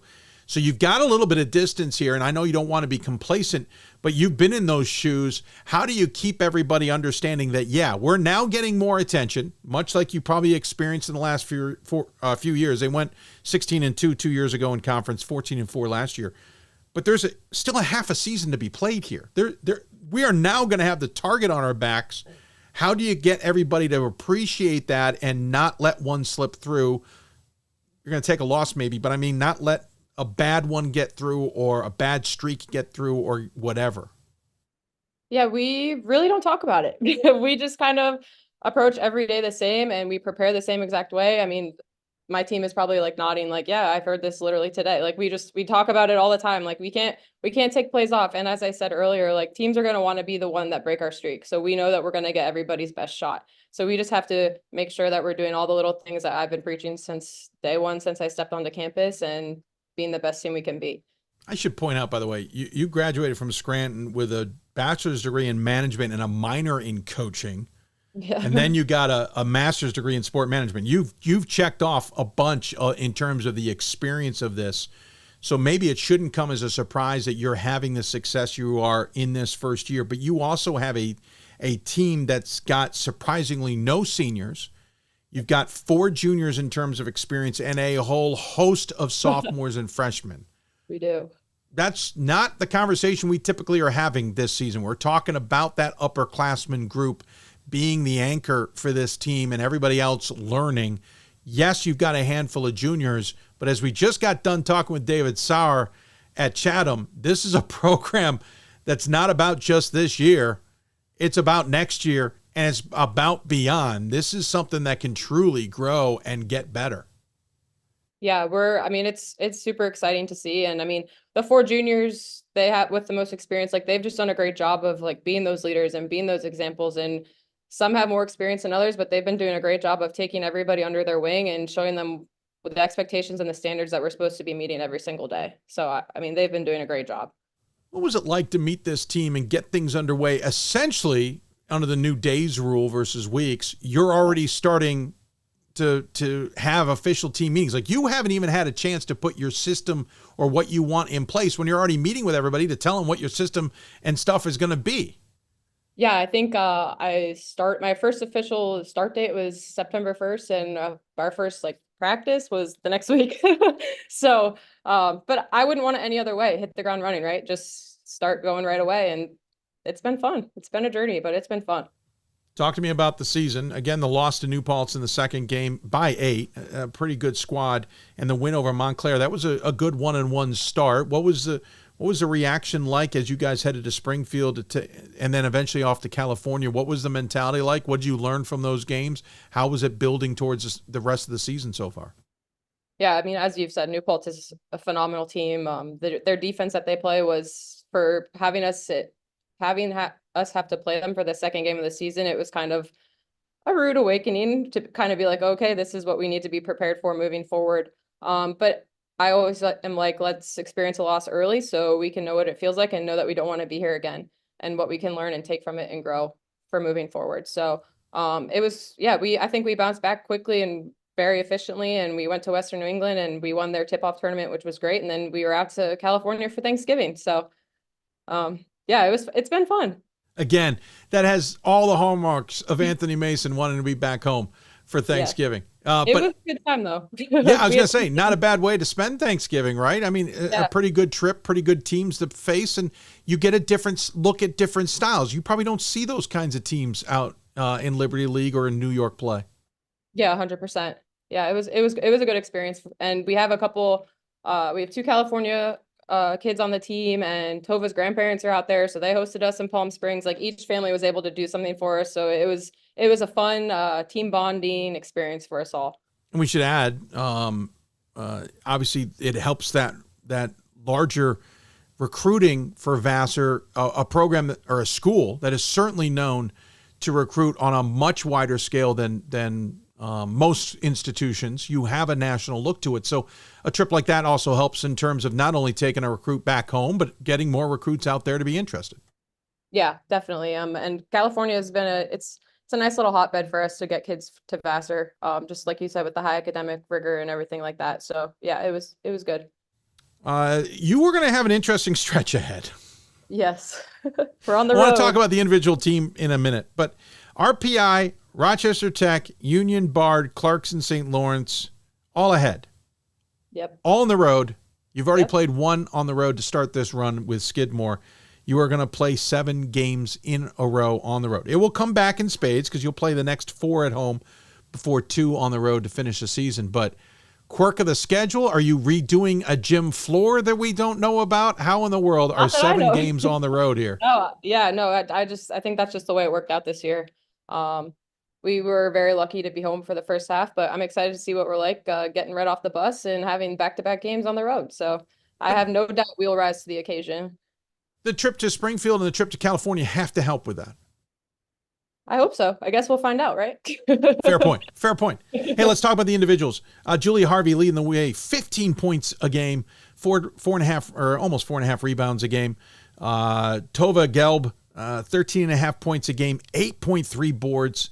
Also handing out a team-high 35 assists so far, second on the team at 13 blocks.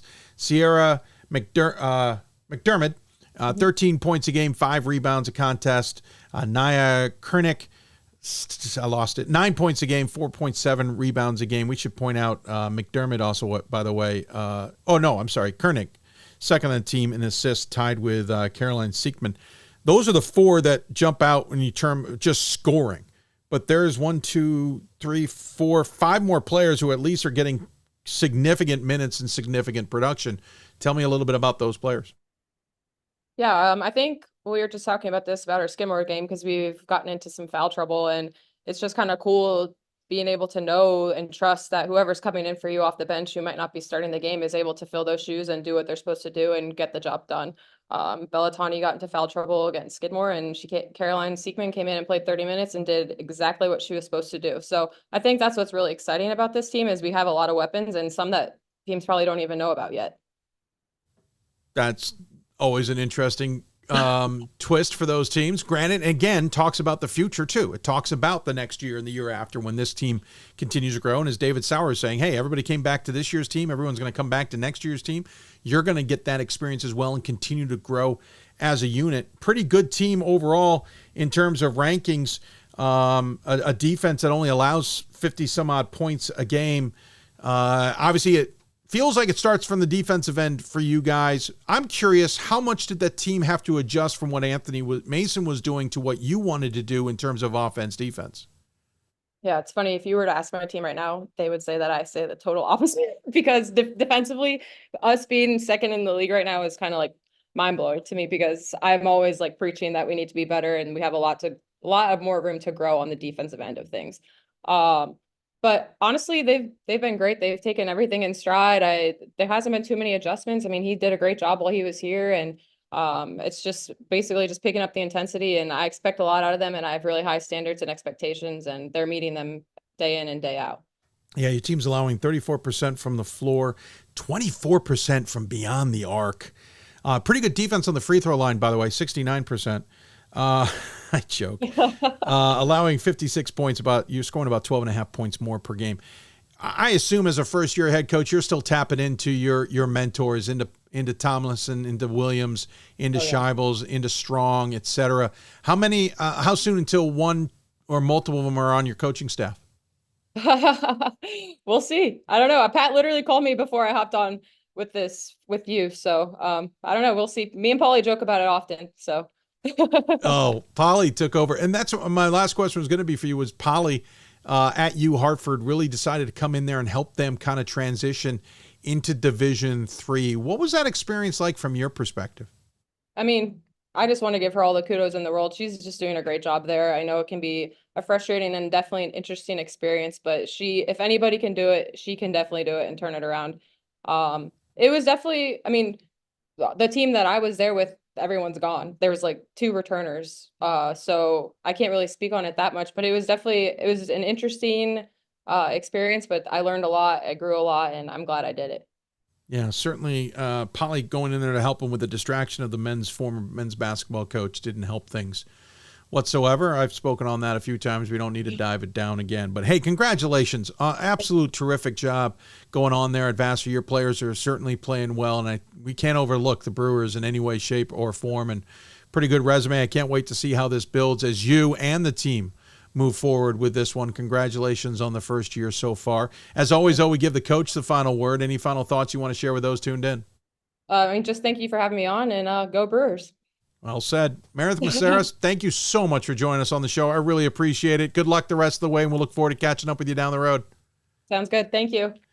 Vassar again playing well, 12-1 overall, 6-0 in conference play. Ithaca and Rochester are 2.5 games back at 4-1. That is a race to watch. Again, the next 6 on the road, part of a 7-game road stretch, and then they'll finish at home against against Bard, Union, Rochester Tech, RPI. William Smith and Ithaca are the last 2 games. Those are the games where you're going to want to watch. Quickly going through the rest of the region in women's basketball. In the Empire 8, Houghton and Nazareth and St. John Fisher are on top of that conference, 5-0 each. Houghton is 14-0, Nazareth 13-1, St. John Fisher 12-2, and then there's a drop-off. Nothing against Utica, Elmira, Hartwick, Sage, Alfred, or Cayuga, but 1-2, 1-3, and then 0-4 for that group. Nobody's got a better than a 6-5 overall record. Houghton, Nazareth, and St. John Fisher on the women's side. Keep an eye on that. That is going to be a bonkers finish, I think, between those 3. SUNYAC, the last year of how this will look, as Geneseo and Brockport will be leaving next year. Cortland, New Paltz, and Geneseo are up top of that conference, along with Oswego and Plattsburgh. 5-0 for Cortland. New Paltz is 3-1, 3-2 for Geneseo, Oswego, and Plattsburgh. Fredonia is lurking on the outside at 2-2, all of them above 500, with Brockport, by the way, 6-6, 2-3 overall. Cortland's 9-3, New Paltz 8-3. This is a fun race to watch. Not sure if more than one team comes out of that conference, but it's going to be a fun one to watch nonetheless. And on the Skyline women's side right now, Mount St. Vincent's on top at 11-2 overall, but they're in a 3-way tie with St. Joseph's of Long Island and Mount St. Mary's 7-1 each. Then it's a drop-off. Manhattanville's 4-1, Sarah Lawrence is 5-3, and Merchant Marine is 4-6, all in conference play. Yeshiva, as always, has already played a ton of their games. They are 6-9 overall and 5-6 in conference action, but we'll keep an eye on the Skyline. Unsure how that's all going to play out. Speaking of women's basketball, we're going to pivot and talk to our pundits coming up to talk about their dubious, deep dive, and debatable selections. We'll see who shows up. I asked Gordon, Riley, and Scott to come on. I think all 3 of them are coming on. We'll find out when we get to the Zoom call. You're listening to Hoopsville, presented by D3Hoops.com from the WBCA NABC studios. Back with more after this. The National Association of Basketball Coaches is the nation's premier professional development and advocacy organization for basketball coaches at every level. The NABC strives to serve as the voice for coaches on national issues while advancing the core value of leadership, service, advocacy, education, and inclusion. To learn more about the NABC and to become a member, visit NABC.com and follow the NABC on social media at NABC1927. That's NABC.com or NABC1927 on social media.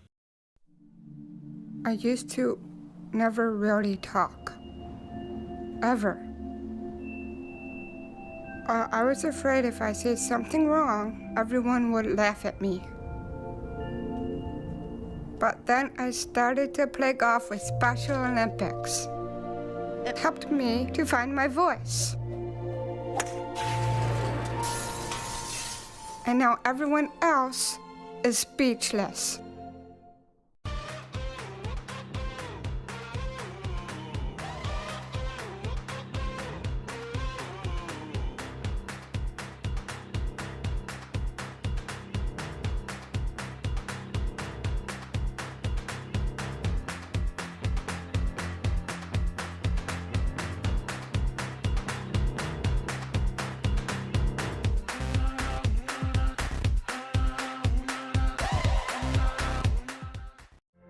Football has taught me a lot throughout my life. It's definitely had a huge imprint on who I am as a person. Competing at a Division III level created that opportunity for me to go to college. Not only was I the first one in my family to graduate college, but I was really the first one to even go. Being the first one, I'm breaking that cycle, and now that I've graduated, I'm not sure what's the next step, but I know I have a lot of doors open. And a lot of those are open because I played football and ran track here at Otterbein. We've got more schools than Division I, more fans than Division II, more upsets than March Madness. There's nearly 850 programs with over 11,000 games leading to 2 national championships. And we've been covering it all for over 2 decades. From Eastern to Occidental, from Puget Sound to Piedmont, from Southwestern to the University of New England, and from Hope to Calvin. Nobody covers Division III basketball like we do. We're D3Hoops.com at www.d3hoops.com.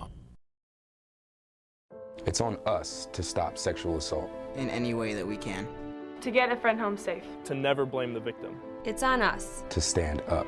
To make our community safe for all. It's on us. It's on us to look out for each other at parties. It's on us. To be more than just a bystander. To step up and say something.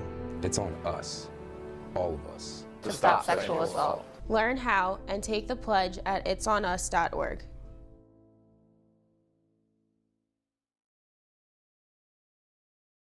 If I lose, I'll respond with respect. If I win, I'll back it up with humility. If I fail, I'll rise up with honor. It's tough for us to put it all on the line. Don't undo my hard work with poor sportsmanship. Respect. It's the name of the game. Coach of the Year, Administrator of the Year, All-America Team, Wade Trophy. The WBCA doesn't just honor coaches, but players, administrators, and much more. The WBCA strives to honor those who have contributed to the advancement of women's basketball. Celebrate the present, honor the past, look to the future.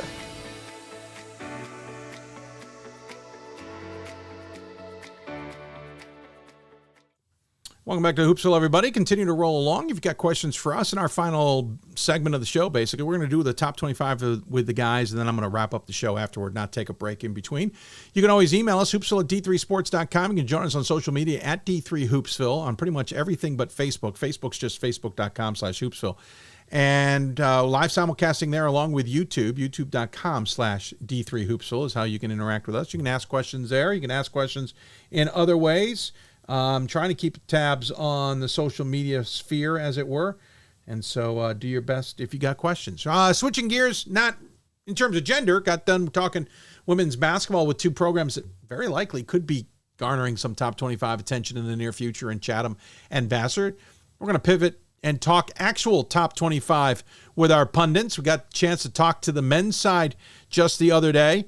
Now it's time to talk to the women's side. Always trying to do this a little bit better. So joining us on the Hoopsville Hotline, it is our trio this time. Gordon Mann, Scott Peterson, Riley Zayas joining us on the show. Gentlemen, first and foremost, you haven't had a chance to say it. Happy New Year. Hope you guys are well. Same, Dave. Got to see 2 of the 3 of you in Las Vegas. Scott hasn't figured out how to get a flight out there just yet. We'll get him out there eventually. But fun to see Gordon and Riley got to enjoy what is the D3Hoops.com Classic Fun. First and foremost, Gordon, just your reaction on women's basketball. We got to see a couple of decent teams out there. I think the SCIAC even kind of said to us, hey, we're a pretty decent group this year.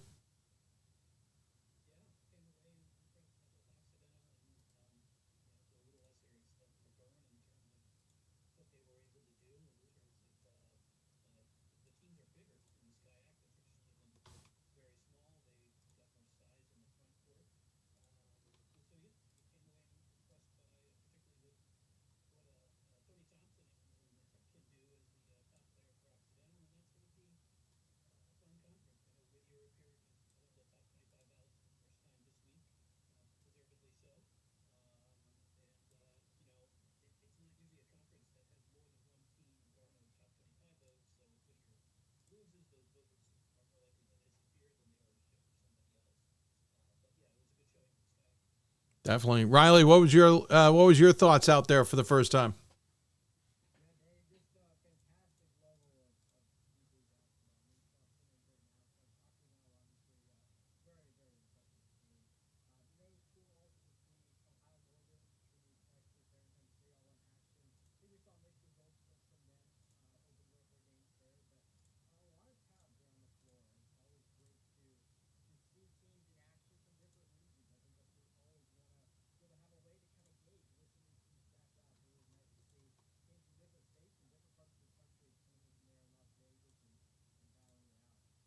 Yeah, no, that's what we always enjoy about it, for sure, and fun to see you out there, to say the least, sir.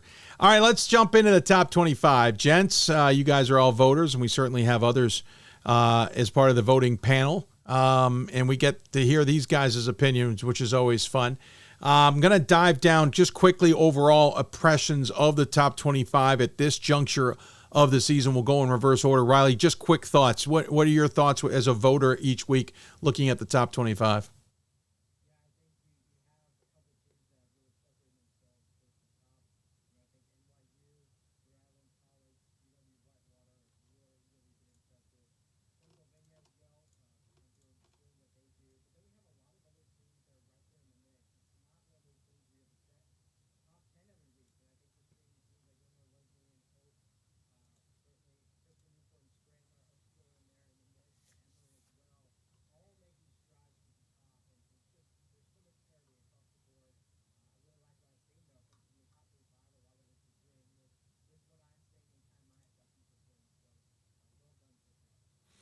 Scott, your thoughts?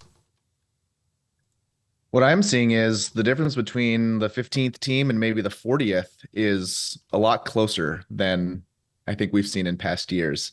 And it makes voting pretty difficult when you have some teams that haven't been tested quite as much, like Amherst, Catholic, or Hardin-Simmons, but don't have many losses. Then you have other teams that have been tested a lot more and do have more losses, and you're trying to weigh those different buckets of results to come up with your most reasonable top 25. And it's hard in that 15 to 40 range. Fair. Gordon?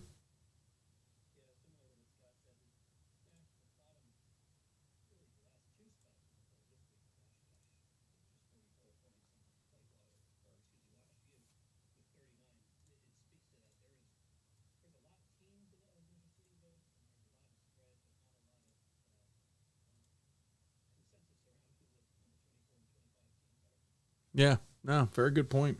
It's a little bit more in depth than it used to be on the women's side, for sure.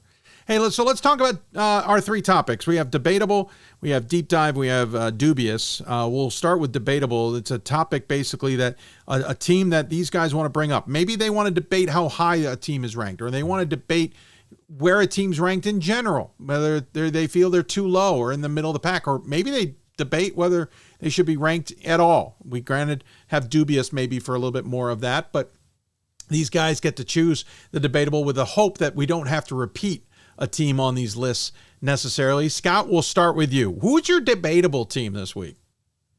Before I start on Debatable, I have to, eat my words of saying I don't think Baldwin Wallace, they might not be a top 75 team. Things move fast in the world of basketball, and now I'm the only voter putting them in the top 25. So maybe I was wrong, maybe I was right, and things just changed quickly. But things have changed quite quickly for them, and they're looking great. Yeah, agreed. No, I said that just a little while ago, but go ahead. My debatable team this week is Wartburg. They have 307 vote points, number 12 in the top 25 poll. And I think they ended last year on a high note. They came into Hope and beat Hope up pretty good. And then did Wartburg make it to the Elite Eight?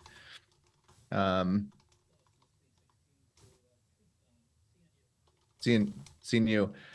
But they did great in the tournament and started this year off really strong and then had a couple hiccups. So they lost to, I mean, they've lost to Whitman and WashU and got blown out in both of those, which was really surprising to me to just get, I think they lost by 30 plus in both of those.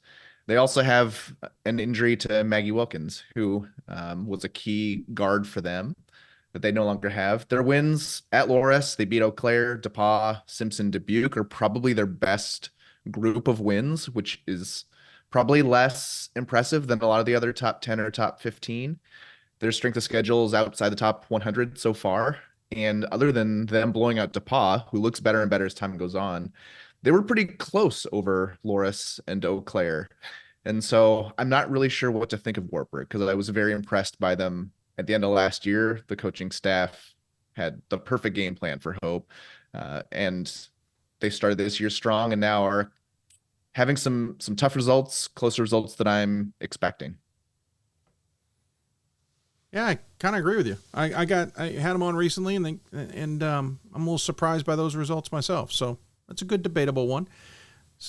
Gordon, any thoughts on?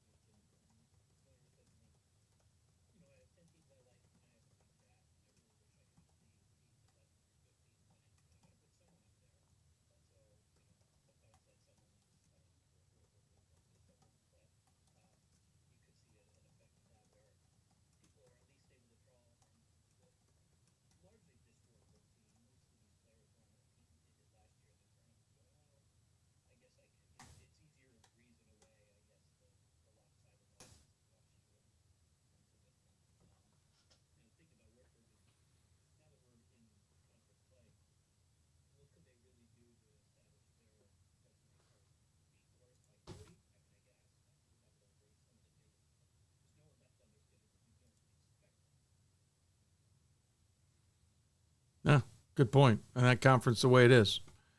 Who's your debatable? Fair. No, fair. No, I love it. I love just getting your outside perspective anyway. So that's a good way of doing that. Sounds good. Riley, who's your debatable then? Oh. Yeah, hold on, Riley. We can't hear you for some reason. Hold on. I'm going to figure out if it's on my end. Give me a second. We got alert, but maybe we couldn't hear you, but I didn't know why. Yep, we got you muted. I just fixed it. Hold on. Go ahead. I might have to do one more thing. Just give me a second. Someone said in our chat, we can't hear the guest. I had no idea what they were talking about. Now I see what it is. Go ahead, Riley. We could hear you the whole time. Our fans couldn't. Go ahead. For sure, Dave. Just really quickly on Wartburg, I did have him 12th on my ballot this week. And I think, one of those things, Gordon made a good point saying, those 11 through 15 spots have been really tough to fill. And I think you look at Wartburg's record, you look at their resume and what they've done on the court, they are a good team. Now, 12th feels a little bit high to me. The loss to WashU on their home court was tough to swallow, certainly, but we'll see what they do moving forwards. My debatable, though, is Catholic, right behind Wartburg. Right now, you see a team, they're 13th in the country and they're 13-0, right? And the undefeated record, I think, catches a lot of people's eye. But we just haven't seen, in my opinion, the quality results that you might expect for a team that high. And I think their best win is probably at Elizabethtown. They won there in overtime by 9. Elizabethtown's obviously, number 61 in Massey right now. They also beat Marymount. But outside those two, they really don't have another super notable win that you can point to. And this is where I think it's tough to grade some of these teams. Scott made the point earlier, bringing up Amherst. Teams that are undefeated, that have good records, but really haven't posted the quality results. And obviously we'll see Catholic play Scranton and see them play Elizabethtown again. But right now it's hard for me to think of putting Catholic that high. I think they're certainly a top 25 team, but I'd be interested to get Gordon and Scott, you guys' thoughts on Catholic right now, where they stand. Being an undefeated team, but a team that really hasn't shown us a ton of quality results up to this point. Well, listen, that's a good one, and they're in a very tough landmark conference, that's for sure. Anybody thoughts on his? Yeah, Riley's being pretty bold, bringing up Catholic one day before they play Scranton. We'll see how that game goes tomorrow. But I use all the data that I can find, and one tool that I use is Massey. And Catholic hasn't played a team in Massey's top 60, and that's pretty rare. Most teams have at least played someone in the top 60, and that's just an arbitrary line that I'm drawing, right? I could draw it just a little bit lower, and Elizabethtown pops in. But it's hard to know with Catholic. They definitely return a good amount of talent. They pulled in a good transfer. There's a lot of stuff there to like. I think the eye test is good, but it's very similar to Gordon's point, where maybe you feel a little uncomfortable with Wartburg this high and with Catholic this high, but you got to put someone in that 11 to 15 range, and there aren't better options than Wartburg or Catholic. So I think that's what makes them great debatables. I wouldn't say that either of them are ranked too highly, but we would love to know more. Yeah, I think Catholic benefits from what happened with Scranton losing to E-Town, because just the comparable results. Okay, do I think Scranton's good? Yes. Well, what did Scranton do at E-Town? They lost. Do I think Catholic's good? I don't know. What did Catholic do at E-Town? Well, they won. So I'm realizing that skips a lot. That doesn't say much about Catholic's resume. I think, if Scranton goes into E-Town and blows them out, you might see Catholic ranked lower just by virtue of the transitive property of scores. But we'll know with them pretty quickly with playing Scranton. I agree they look too high at 12th. They're a team that they've not managed to. They've been really, really close a bunch of times, but they haven't managed to beat Scranton yet, and they haven't had much success in March either. So I agree that they're a team that looks too high. I muted myself. Good debate. I appreciate it. Let's jump to Dubious at this point. Riley, we'll start with you. Well, I should ask, Gordon, did you have a debatable you wanted to bring up? I did, but they may take someone off someone else's list. But I have Whittier in my top 25, and I'm one of just 2 voters who has them in the top 25. So I have them relatively high compared to other voters. And I know it's hard to judge the SCIAC teams, and I feel like the win over Bowdoin is better now than I thought it was a couple weeks ago, and the loss to Willamette is not as bad as it was a couple weeks ago. I've watched them on video, and obviously this is anecdotal, and so you can put however much weight you want in it. But Renee Leach is a really, really good player. I thought she was kind of a fringe All-American just in terms of the eye test last year. So I think they do have a player who's kind of in that elite, borderline elite category, which is something I like to see for a team in the top 25, so that I know if they need to get a bucket, do they have a player who can do that? I know they haven't received a lot of votes, but I think their resume is I think they probably should have more than whatever it is they have this week. So Whittier was my deep dive, so I've got lots of info ready to go. Oh, sorry, I did steal one. No, that's fine. We'll switch to deep dive. We'll let Scott go with deep dive. That's awesome. So they 14 vote points, number 4 others receiving votes, only 2 losses, just 3 at Willamette. So on the road in the second game of the year, that we see Willamette's better as time goes on, and at NYU by 8. And I think that was like the day before or the day after Thanksgiving, like a really weird date. And they were competitive in that game for the bulk of it.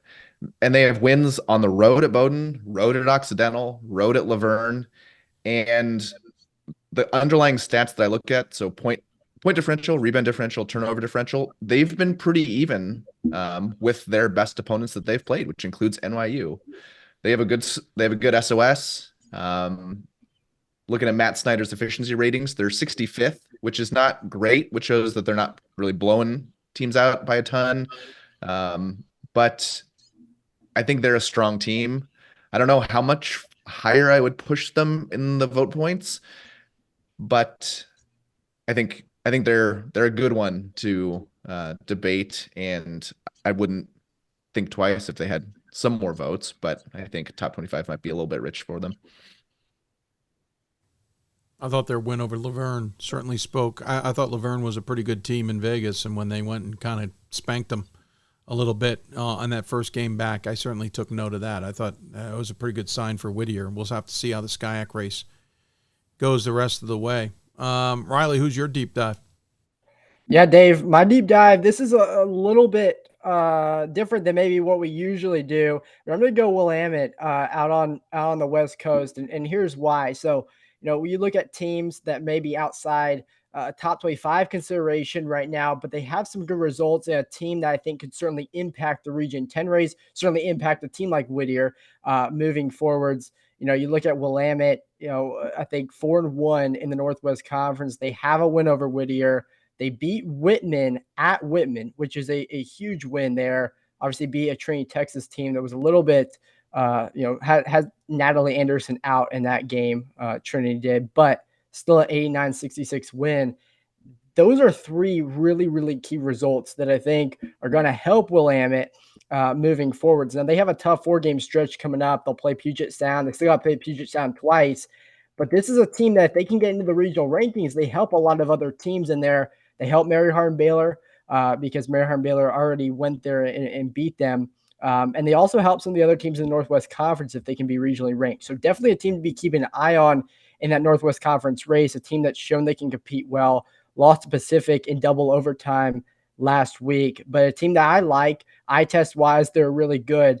And despite the inconsistencies, I think if they can figure some things out over the next 2 months, we could see them find their way into maybe the Northwest Conference Championship game and certainly those Region 10 rankings towards the bottom, which again gives another very valuable RO result to these teams that have played them. And in Region 10, that's huge because we know how deep Region 10 is this year.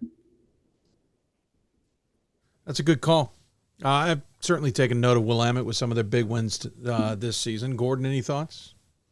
I watched Willamette a little bit. I watched them play Whitman. I think they won that game, and I was really impressed by the size of their forwards. That's one of the things I'm always, for whatever reason, more attracted as a voter to teams that have depth at the forward position, that have more than one player 6 foot and over who can move without the ball, who can rebound, who can create their own shot. And I came away from that game against Whitman thinking, I don't know how this team is 500, which is about what they were at the time. They, from what we've seen in the past, they've now played themselves into a situation where they probably have to win that conference to get in. The Northwest Conference is not a conference that's traditionally gets a lot of bids, and especially not if you have that many losses. But they looked really good to me. Willamette's interesting because having beaten Whittier, Whitman, and Trinity, Texas already, they have a shot at getting 4 wins versus region-ranked opponents. And I think most teams in Region 10 are going to struggle to get to 2. Now, Willamette does have a lot of losses, so I think that winning percentage is going to hold them back and will mean that they probably need that Pool A from Northwest Conference. But they're a great team. They're going to be a tough out down the road. I don't think any of those other Northwest Conference teams want to play them, trying to keep their seasons alive. Great perspective. Really appreciate that. So that's our deep dive, unless Gordon's got another one he wants to throw in there. Team basically off the radar. I did, but you already talked to them, and that's Vassar. They were on my list, but you go for it. Give us your perspective on them. Well, they're 12-1. They're 3-0 against the other 2 teams in that conference that, as a voter, I consider a measuring stick in Ithaca. They've swept Skidmore. Their lone loss is to SUNY Newport, who's also Christopher Newport's lone loss. And I've Newport in my Christopher Newport beat a lot of teams that are, better than anyone that Vassar's beaten. But I also, and I realizing it's hard. It's always tricky when you say, okay, well, what does the best team in this conference traditionally do? But while for Division III women's basketball, it doesn't often change that much. Where the top team in a conference, whoever it is, they kind of have the same ceiling until you have someone like Rhode Island College, who's got the highest ceiling for a Little East team in a long time, or Thomas More back when they were in Division III and what they would do. And the top team in the Liberty League is generally a team that can win one and sometimes two games, or at least get really close. Ithaca has a kind of a history of heartbreaking losses in the NCAA tournament. But even last year, they won a game over Johns Hopkins, the Liberty League representative, on a neutral court. I think, well, they should be getting more than 0 votes, which is what they're getting right now. But I think they have an interesting resume. Again, conference play, they got one more game against Ithaca. To some extent, like Wartburg, not much that what they're going to do is going to tell you very much, because the rest of that conference, you've got Vassar 12-1, Ithaca 10-2, and Skidmore 9-4. The next best record is RIT. They're 5-7, and 4 of those wins come in conference. And then you go 4-7, 4-9, 4-8, 3-9, 4-8, and 1-11. So they're not going to help themselves by beating up on, Bard. But I think from a top 25 perspective, again, I don't know how many votes they should be getting, but probably not 0. Yeah, fair point. We should also point out their next 6 on the road too, which will make things really interesting in the weather. Anybody have a thought on the Brewers? I like Vassar. I do think they should be getting more than 0 votes, especially if we're going to be giving votes out to Washington, Jefferson, Millsaps, St. John Fisher. I think Vassar's better than all of those teams pretty clearly. For sure. Maybe arguably Chatham as well, who we had on earlier. All right, let's jump to Dubious. Dubious is a team that is maybe getting too much attention or too much love atop the polls from these guys who are voters' opinions. Gordon, do you want to lead this one off, or you want to defer to one of the other guys? Well, the team that I'm looking at my ballot this week was a complete rearrange, where I took a bunch of time on Sunday night and I wiped everybody out. And I said, okay, who has the best wins? Who has the best losses? I'm not nearly as mathematically rigorous as Scott is. If I could convince him to share some of his information with other voters, we might see a different poll. I think what he does is really awesome. But I did this kind of complete rewrite, and the team that has the biggest difference on mine, Whittier is on my ballot, and they're not on others, so we talked about them. Wartburg, we talked about them. I'm 23rd. They're 12th in the poll. Hopkins, I have the exact same spot where they are. Because every time I watch Hopkins, I come away thinking, boy, that team plays really hard and they just can't score very well. And then they get into the NCAA tournament and they lose to the Skyline representative or the second team in the Liberty League. And so it's just, maybe they really are the 10th best team in the country.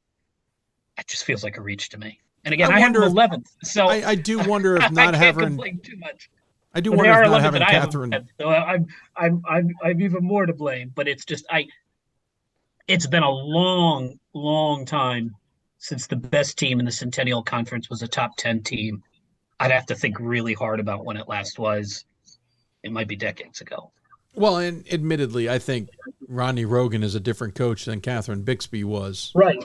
And I'm wondering how much that's going to change. You don't want to hold that too much. Yeah, it's not his fault that Hopkins has lost in the last couple of first rounds. Right. Yeah. What impresses me most about them is the wins over non-conference opponents. That's why I have them higher. Is the fact that they played and beat WashU by 13, that they beat Chicago by 8. That was a big result for me. That they beat Dickinson, which Smith and Messiah weren't able to do. So it's just, again, it's a style of play. You certainly can go far in the NCAA tournament by beating teams 48-42. Huff's made a living of that for decades, but it's hard because eventually you're going to run into somebody who can shoot the 3 and you can only score 48 points. You're going to be in trouble. It'll be interesting. They play Gettysburg at the end of the month, and Gettysburg's a team that can shoot the 3 when they They used They've it already the beat other night Gettysburg. to absolutely blow the doors off of a game that they were losing by double digits at one point. So that one's the one I'm looking forward to there for sure. But yeah, that's an interesting looking Hopkins team this year for sure. I agree with you. I'd be on the fence myself. Scott, we'll just go down the line. I think that they have.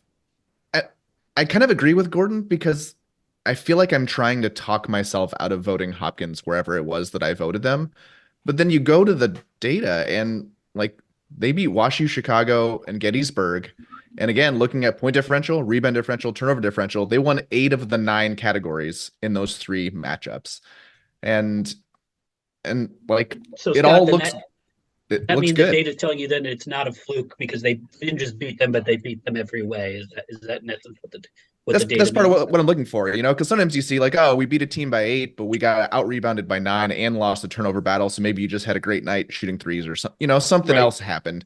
Makes But sense. when you're winning across the board, it doesn't feel very fluky to me. I agree with you about their offensive style, but the fact that in the NCAA tournament, they're probably going to run into someone who will beat them on offense doesn't mean that they're not a top 25 team. Like if we think that they can win 2 games in the tournament, you're basically saying they're already, really close to a top 25 team. And you've even got a leading scorer who's kind of come out of nowhere. Right. That's data that I don't know. But like, yeah, I mean, just a player that wasn't contributing as much last year is suddenly the leading scorer on a team. Right. And another nice thing about Hopkins is they don't just have some like really nice wins.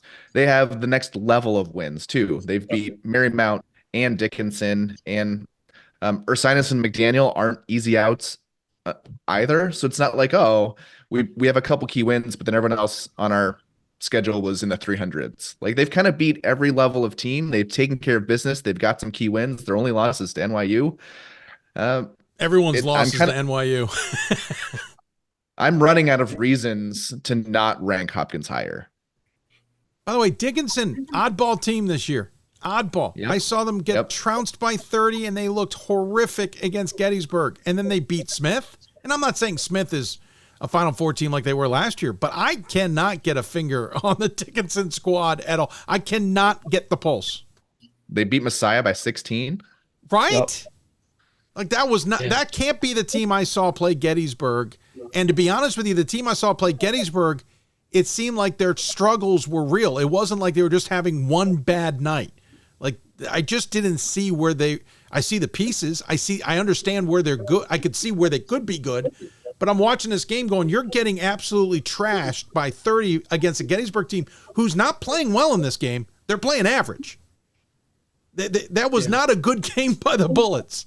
So I'm going to have to find a way to watch more Dickinson games because I am perplexed. I digress. Riley? Oh, wait, no, hold on. Scott, did you have a dubious you want to throw out there? Yeah, so my dubious is Hardin Simmons. This is a team that admittedly I've watched very little of. They are receiving 270 vote points. They're number 14 in the most recent poll.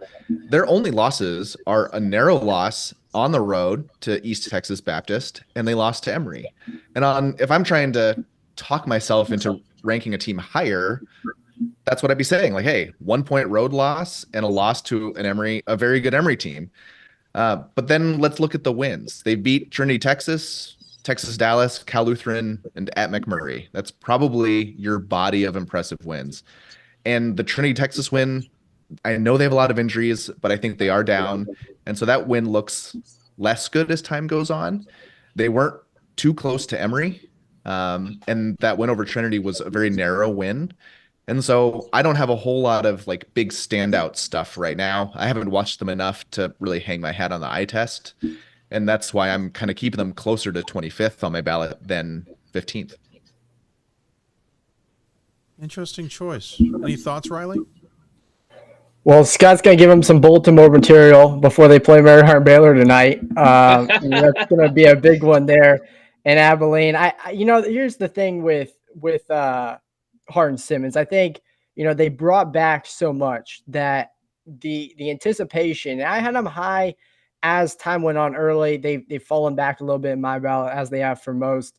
They brought back so many fifth-year seniors that it seemed like everything was just going to click right away. And we haven't completely seen that from them. I think they're a very good team. I don't know that they're top 15, at least not right now. There's been a lot of inconsistencies. Some of the games you expect them to win by more, they've had to pull out by 5 or 6 points, kind of late. That's not necessarily what you want to see of a team that has the chance maybe to make it to the second weekend. Now, that experience is, I think, what continues to go back for me and saying they are a good team. The maturity on the roster and the fact that some of these players have played in big games, played in the NCAA tournament. So we'll see what happens with Hart and Simmons. But definitely an interesting one for me as well, and one that I kind of have had to look at each week on my ballot and figure out where to put them. Yeah, I have the Cowgirls 19th or 15th, so I have them lower than most voters. I had them higher to start the year, and it's kind of a new phenomenon for at least for Division III basketball, where I think they benefited a little bit in part from the transfer fact. The fact that they added Anna Finelli, who's such a good player at Colorado College. NYU added a bunch of players, and they were already very good, and the players they added were already very good, so that wasn't too much of a stretch to say, hey, I bet they'll be even better. But with some of these transfers now, where you look at like a Sophia Rosa when she transfers, you go, oh, and you kind of could play it out in your head like you would with the NBA, where you'd say, oh, what if so-and-so was on this team, right? And you could sort of talk yourself into it. Now, Finelli has played better the last couple of games. I think she had maybe her best game of the year with the Cowgirls. I don't know remember if it was against McMurray or the game before that. But, tonight and the other game against Mary Hardin Baylor will tell the story. As I agree that they are the roster the resume isn't as impressive the worst Trinity does, and the loss to East Texas Baptist doesn't look great either. All valid points. We'll head back to Riley. Who's your dubious choice? Yeah, my dubious, Dave, is DeSales at number 21. They're in the MAC Freedom, and this is, again, a tough one, right? Because you look at a team 12-2, they're undefeated in conference. Their best win is probably Messiah. And they won big in that game, right? Like, you got to give them credit. I watched just about all that game, and they played well. But they also have the losses to Muhlenberg, to Scranton, which aren't horrible losses, but the Muhlenberg loss certainly doesn't look great at this point in time. The strength of schedule is about, I think right around 200 on Massey. I think you want to see more, at least for me, from a sales team that's going to be able to win games. And listen, we've seen them win some really, really big games. We've also seen, as of late, them fall behind. I mean, they trailed FDU Florham, but in the first quarter, for the entire of the first quarter, until they responded with a huge run the second quarter just this past weekend. So I think there's been some inconsistencies there that make me a little unsure about putting DeSales in my ballot, and if so, where to put them. I know number 21, right there in that range. We talked about it already before in this conversation, that all the way through maybe 15, all the way down to 25 is just kind of, a mix of a lot of different teams on voters' ballots. But DeSales just, for me to look at DeSales being better right now than UW Oshkosh or Washington Lee, it's hard for me to see that when you don't have a ton of results to point to, and certainly some games that were a little bit closer, even at points in the first half and into the second half, than we expected them to be, and maybe they should have been. Gordon, thoughts, since you kind of know DeSales well? Yeah, it's the one team I get to see in person that's ranked in the top 25 somewhat regularly. And not that whatever they do against Delaware Valley is too much of a gauge, because they're significantly better than the Aggies most of the time. I think 22 is probably okay. The funny thing here is, what if Scranton's just not very good? I know we have them really high. I think they are good, right? But what if Scranton's not very good? Then DeSales beating them or losing to them by 5 is not that impressive. And E-Town beating them on the road is not that impressive, right? Then both Catholic and DeSales are overranked if Scranton's not that good. So I think that's part of it. The other thing about DeSales is, last year I watched them when they were ranked really high, and I thought they struggled on offense. I thought they struggled even in beating. You could beat a team by 40 because you're a better ball handler, you're taller, you're deeper, you can shoot the three and they can't. But that means that team's bad. That doesn't mean you're good. And I'm not saying DeSales isn't good. There's a good chance that they are. I think they probably are, but it's hard to tell.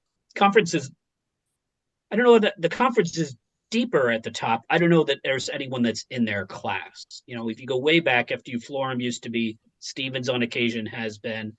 They beat Arcadia by like what felt like 1,000. I don't know what the final score was, but they were up 26-4 at the end of one period. They don't really have anybody in their own conference that's going to push them. They're another one of those teams, a little bit like Wartburg, where how good they are, we'll know roughly 9 o'clock the first night of the NCAA tournament, or in their case, might be the second, because they might draw, a really easy first round opponent. That's when we'll know how good they are. DeSales is fascinating to me because I agree with all of what both of you have said. That said, the NJAC being down has made a lot of room in Region 4 for other MAC Freedom teams to be ranked. And I think 2 or maybe 3 of Delaware Valley, Arcadia, Lebanon Valley, and Stevens could be ranked in the region, which means DeSales has the opportunity to just clean up. And I think that they might have as good of a chance as Christopher Newport or Bowdoin to be an overall number 1 seed, which is kind of at odds with how the voters see the team, and, shows how there can be differences in, how we're grading teams depending on the data that we choose to use or can use. Fascinating points. I think DeSales is an interesting one there, Riley. Yeah, I kind of just gotten accustomed to them being a top 25 team, but you raise a good point. Gordon, you made an amazing point with Scranton. This is why this is top 25 fun stuff is a little bit more interesting. I think on the women's side, it's become a lot more interesting than it used to be. It used to be a little bit more cookie cutter, right, Gordon? Certainly, yeah. Used to be with the the NESCAC teams falling off, with some of the other teams, Hope could be really, really good, but they do have a loss to Wisconsin Lutheran. I think as whether it was Riley or Scott put it, you have like 3 or 4 teams at the top, then you have a little bit of separation, and that separation comes after 4 teams, after maybe, as opposed to maybe 8 or 9. Yeah, I don't want to keep you guys more. I know you've taken a good chunk out of your middle of your days to join me. Really appreciate the insights you guys bring and bringing some teams to light. Really, no one says they're right, but it's certainly interesting thoughts on teams that voters may be debating about themselves or trying to position themselves, plus other teams who probably deserve some attention as well. So I'm going to give it, though, the final word. Any final thoughts you guys want to throw out there about women's basketball in Division III at this point, Gordon? Well, looking forward. 2 of the games that were mentioned already. Looking forward to Catholic and Scranton. Looking forward to Mary Hardin Baylor and Hardin Simmons. And we'll have some games coming up that will sort this out. Looking forward to the UAA teams getting into the bulk of their schedule. I know we just had the teams play their travel opponents last weekend, and the NESCAC teams. I know Amherst plays Tufts, which doesn't loom as large now as it does in the past, but will tell us something about Amherst. So looking forward to those big games coming up. Good call. Scott? I'm interested in following 2 specific regions that have the potential for lots of turnover, even from now to the end of the season, Regions 10 and Region 7. It's really fun in Region 10 having Whittier, Willamette, Occidental, McMurray, be relevant, can make noise and make changes happen in the region. And similarly in Region 7, having Denison, Wittenberg, Ohio Wesleyan, Chatham, Oberlin, DePaul. Well, DePaul's been there in the past, but Oberlin, Ohio Wesleyan, Wittenberg's some newer teams that have the ability to rise to some prominence, I think is really a lot of fun. Yeah, I agree with you. That's what's making this so much more exciting. Riley, your final thought. Yeah, Dave, it's going to be really interesting to see the way a lot of these matchups play out. Scott and Gordon both touched on some good points, some good matchups and conference races to follow. I think the CCIW could be very interesting. I think there's more depth there than maybe I expected. And so that'll be a league I'll be keeping up with it and following as the weeks progress. But yeah, UAA play, NESCAC play, just getting into the heart of that. And there's going to be a lot of great matchups that tell us a lot as voters moving forward. It's about where some of these teams stack up with each other, and maybe some teams that we didn't see early on that are going to factor into the mix of things come NCAA tournament time. Awesome. Hey, guys, thanks again. Really appreciate it. Love the insight. Love the perspectives from different vantage points, literally, how you guys go about your viewing of Division III women's basketball. Take care. We'll enjoy getting you guys back on in the near future to continue this conversation, and we'll talk to you soon. Sounds good. See you later. Take care, guys. Gordon, Scott, and Riley joining us here. Hoopsville Hotline. Appreciate them taking their time, seriously, out of their busy days to do that. I'm going to wrap up the show at this point. First and foremost, so very sorry. A couple of those sound bites from Gordon and Riley at the very beginning couldn't be heard because apparently some setting in our system got changed, but we got those fixed. But still, you heard this. And that makes me, and that's a shout out to Pat Coleman playing the crickets and the sad trombone there. Good games ahead this evening if you're on Thursday, though not a ton. Most of the stuff is weekend stuff. But Centennial Conference, we were talking about Johns Hopkins. They've got some games tonight. On the women's side, number 11 Johns Hopkins is at Swarthmore. And Gordon mentioned, number 20 Maryland Baylor at number 14 Hardin Simmons. That's tonight, this Thursday evening. If you get a chance, go check those games out. By the way, Mass Dartmouth apparently has already beaten Southern Maine today, 76-64. On the men's side, only one top 25 team ranked is playing, Keene State versus Western Connecticut. But there's some good games. Back to the Centennial Conference. Johns Hopkins and Swarthmore playing each other. This will break up the quad, as it were, on top of the conference, who are 5-1 in conference play, because two of these, Johns Hopkins and Swarthmore, are both 5-1. Swarthmore has won 2 straight in conference play, entering this one, including a come-from-behind game against McDaniel on Tuesday. And Hopkins has won, I believe, 5 straight in conference action. That one's a really good one, and everyone's trying to keep pace with Franklin and Marshall and Gettysburg at this point. Speaking of those two, Gettysburg is at Muhlenberg, who's always a tough team. Kevin Hopkins' squad at Muhlenberg, always difficult to take on. Washington College is at Franklin and Marshall. That game in Lancaster, it won't be in Washington just as of yet. So top of the Centennial Conference in play tonight. Worth checking out and watching those games for sure on the men's and women's side. We quickly back to the women's side in Centennial play. Gettysburg is at Muhlenberg as well. So worth watching. Dickinson's that team we talked about on the women's side that I, for one, cannot get my pulse on, understand who they are. They're at Ursinus. So we talked about Ursinus as well. So that plus a lot of other games going on tonight. And, of course, over the weekend, Landmark, again, will be playing a bunch of games on Friday because they're going to be playing Palestra on Sunday. So they'll have kind of a Friday, Saturday, Sunday schedule in the Landmark. NCAA Convention is going on as we speak, and so there'll be more news coming out of that. But still some really good basketball going on as well. We'll be back on the air Monday, 7 o'clock Eastern, and Thursday, 7 o'clock Eastern. We do have to return to a few Monday shows. Hold on a quick sec. Have to return to a few midday shows on Thursdays coming up. So again, next week we'll be back on 7 o'clock, but then the 25th, the 1st, the 8th, all have to be 1 o'clock shows. The 22nd has to be a 1 o'clock show as well. The 15th is our top 16 show. It's right around the darn corner. Marathon also on our docket. We are trying to figure it out. I just mentioned all those shows that were supposed to be Thursday shows that are now afternoon shows. That means the marathon's out the window for those days, which are normally a couple of those dates were dates we looked at for the marathon. So I'm now debating whether we move the marathon to a Friday because I can't do it on a Wednesday and do the other work conflicts. So either we move it in the end of January, beginning of February to a Friday. Friday's not ideal, especially when I work on Saturday. That might just be a bit of a handful trying to do a marathon show and still be conscious and coherent the rest of the weekend. The other choice is to do it on a Monday. We are debating that, trying to figure it out if we do the marathon at all. Maybe this year we just take a pause on the big show. We'll see.